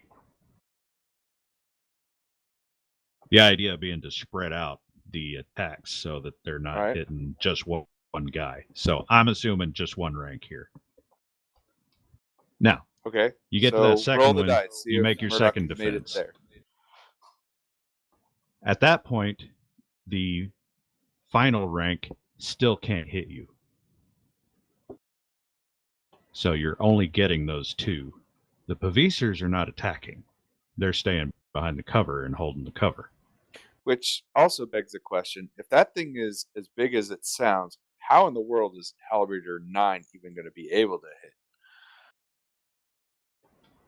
Halberdier 9. Yeah, 9 can't reach. Okay. 9 can't reach until you go into close combat. I'm sorry, better question. 5. 5. Well, he's going over the top. Now, is that thing the Pavisers? Remember, the Pavisers are kneeling. How big is this Pavis thing? I thought it was like a barn door, or not. Well, it's not like a barn door, but it is a big shield. But he is kneeling. But did I not show pictures of that? I know I had a picture of the Pavis. It's just a really big shield. Just saw one with halberdiers and guys kneeling, but I didn't see a shield on it. Yeah, well, When I say that, I mean, I think I showed you back then. And I don't see that I have a Pavis picture. But how does here. that? I mean, you're still going to be hull down from 5, even if he's standing on his tiptoes. Not that bad. I'm assuming Murdoch is shorter than Pavis. They are trained to do this. They are trained to attack through the other teammates. Okay, that's how so these then things that goes work. back to my question back with Crossbowman 2. How is he getting shielded by Provisor 5 and 6 without 5 being in front of him? That's because, never mind what you see on the map, what's actually going on is there's one guy in between the two with the big shield. And so they're basically both half covered by the one guy. Normally, they would each get their own Pavisor.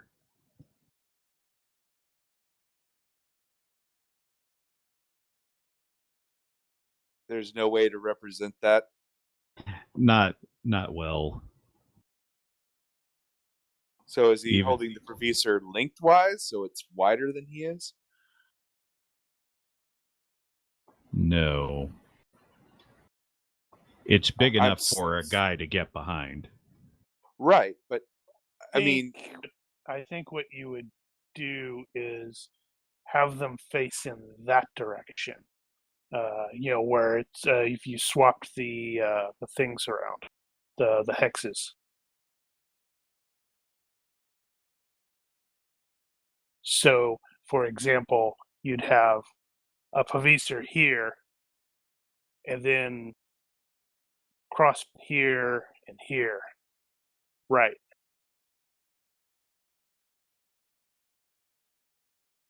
But everything is coming from this direction. Like if you would be, obviously you can't do it in with these particular tokens.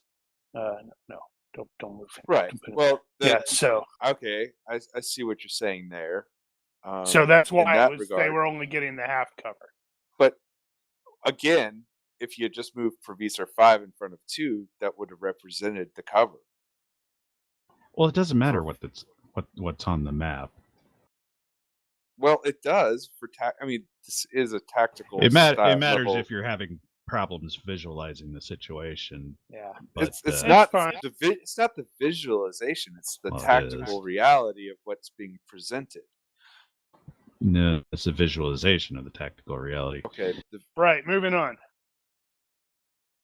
Where the hell did that go? So, how does the blocking multiple times work again?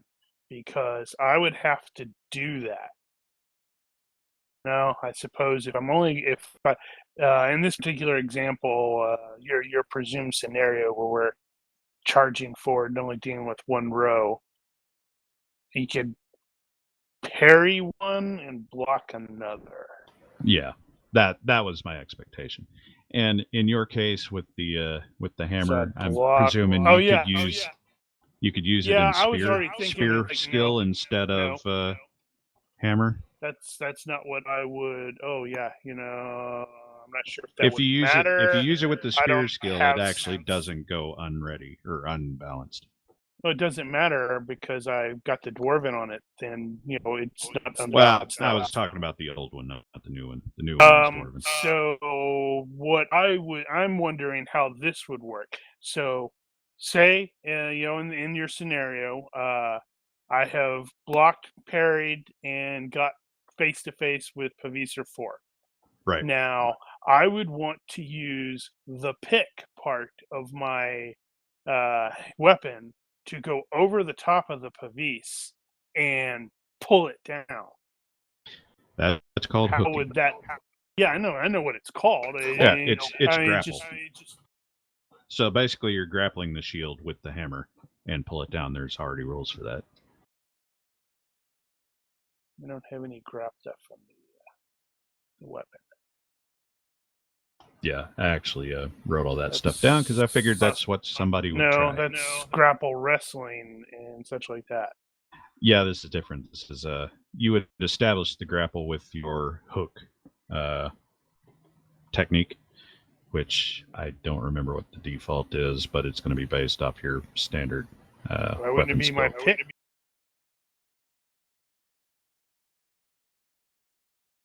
It'd be based on your axe mace skill. Hook. Prerequisite skill -5. Ugh. Is it? Didn't think it was that bad. Well, steady hook thing. You could always reach out with your hand and do the same thing. Well, Yeah, that's a terrible idea. At any rate, until your victim breaks free or you let him go, he cannot block or add his DB to his defenses. Break free, blah, blah, blah. In this case, Now, he's in not this blocking case, with I it just anyway. want to, I just want to pull it down, knock it out of the way, and then smack him in the head and move on. Yeah. Now, at that point, he would defend himself with his arming sword, but he would no longer be blocking for the guys behind him. Right. I totally did not think about having that hook thing. I'm going to have to keep that in mind. Mm-hmm. Yeah, there's a lot of shit you could do up there. Given once you get into close combat with the Pavisers, you would be in range of all 3 ranks of the halberds. But again, they're going to be attacking every other turn instead of every turn, so you're not having to fight them all. Well, So it's still feasible. I don't remember what kind of weapon does Gitwell use? Mace, wasn't it? And he actually does armor, right? Say again? He does wear armor, right? Yes. Yeah, he's wearing a hauberk, isn't he?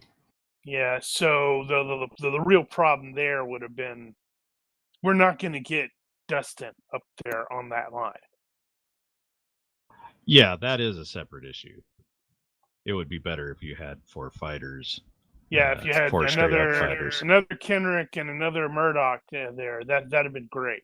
Now, you had Reyna before, but she wasn't armored, but she was she would not have more gotten on that melee line focused. either. I think she probably would have. That's a good way to get ganked with the rapier. I speaking from experience, if you recall. Right. Well. Yeah. Anyway, the objective being to break their will to fight. If you were able to take out those Pavisers in one shot, that's probably all they're gonna want, because these are just mercs. They're being paid to be here. They're not being paid to die. Especially when somebody's giving them an acid tornado. That's never been in the acid tornado. That's pretty brutal. Yeah. Carrie kept trying to use that spell, and it would take too long to spool up, and the fight would be over before he'd even got there, and he so wanted to use that thing. It's like, this is the situation. I'm like, he's totally going to use that spell right here. Yeah, and they're going to all be flattened. What it's made for.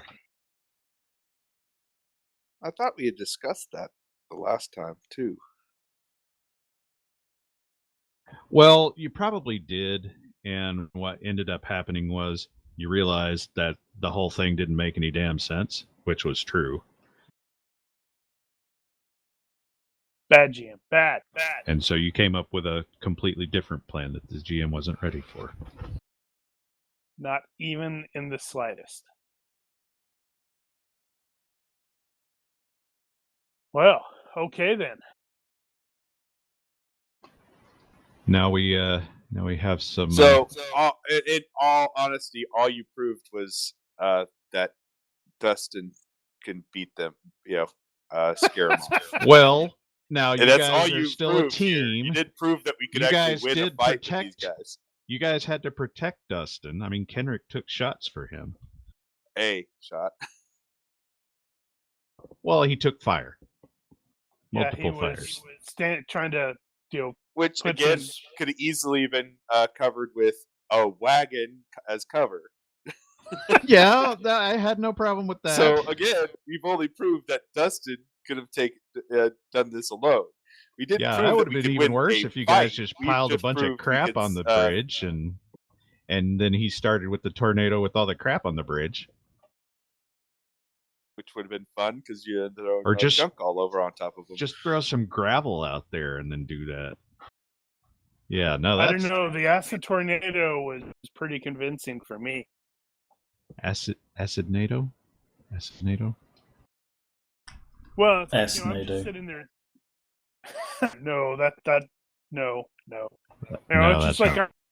I'm thinking from a logical standpoint is okay. They saw the tornado start, and then it came down and hit them. They're like, "Ow, okay, we're crawling around," and then suddenly they're starting to get little bits of acid and go, "Oh crap!"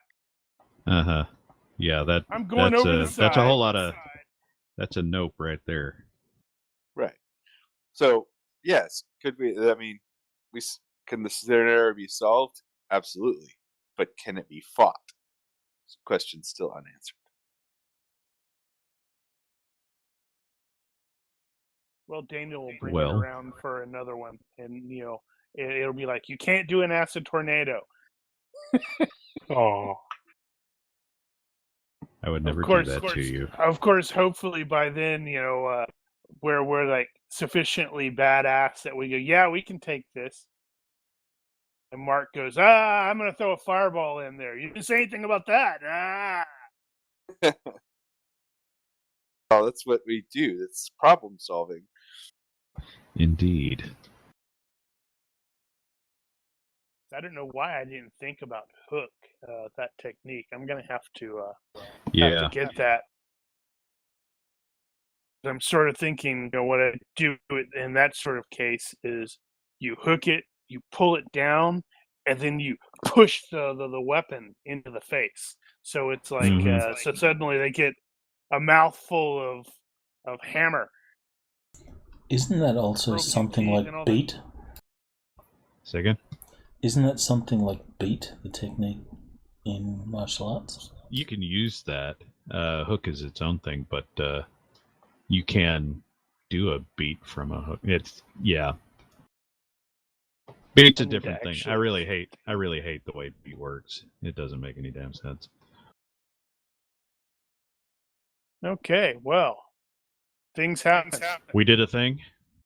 Paul is still not here, so Paul has absolutely no idea. Do we get points? Yep.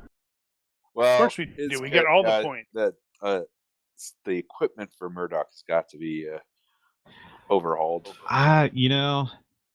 You should just redo it. Does Paul actually have GCA? Is he actually going to be able to do that on his own?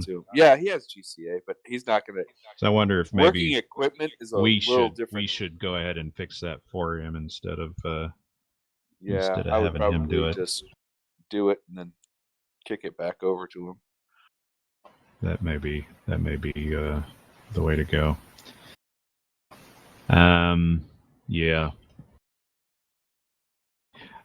Right. So I think I am not going to give out points for this one. Boo! I am going to give everybody that was here bennies for having been here. So it is you will be getting something. And I suppose that's everything that I had on board for tonight. How are bennies working? So the deal was 1 Benny is +1 to any die roll. And we have the one you just gave us. And so I'll record how many you got, but yeah. So you guys will all have at least one. Anybody that had personal plot points from before can convert those to bennies. I don't remember. I don't have any. I don't think recorded anywhere. If you can remember how and where you ended up with one, you might be able to go back and find it.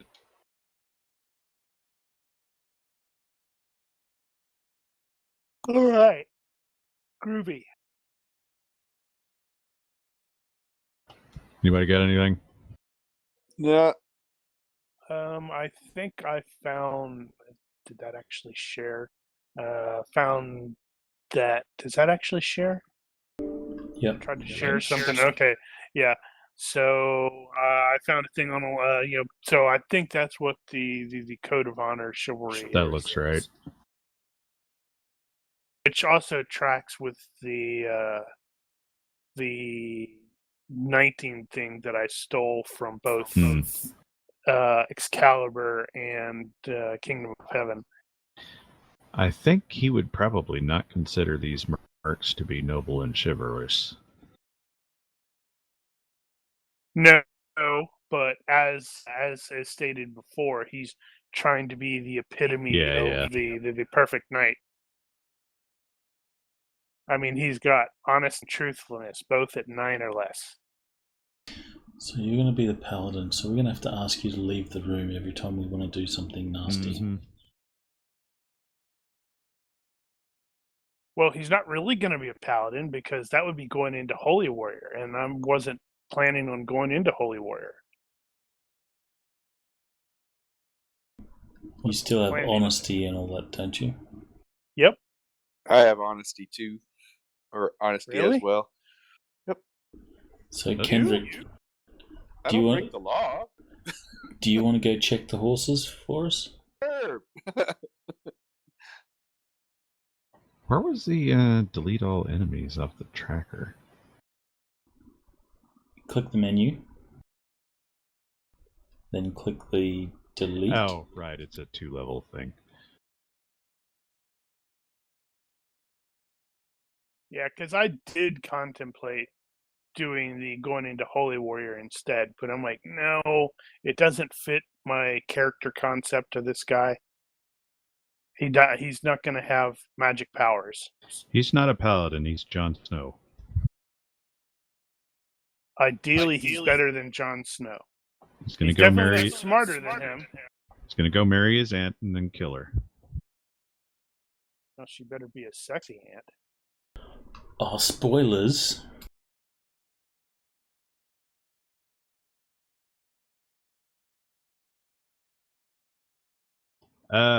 So next week for real. God help us. Yay. Okay, next week then. We don't want to fight a gajillion people. Yeah, I'm not going to do that again. Or if we do, just ensure they're in a tight formation within limited terrain and move as one unit. That you can't just change the plan and back out of and force them to go somewhere else entirely. All right, cool beans. Then you need to do your sign off. Well, this isn't really a thing. Doesn't matter. Go home. That's all I've got for today. Go away now. Critical Well, Drinker approves. good night, stream. Thanks for watching our nonsense. Or Daniel's nonsense. There was nonsense. Farewell. I don't take full ownership.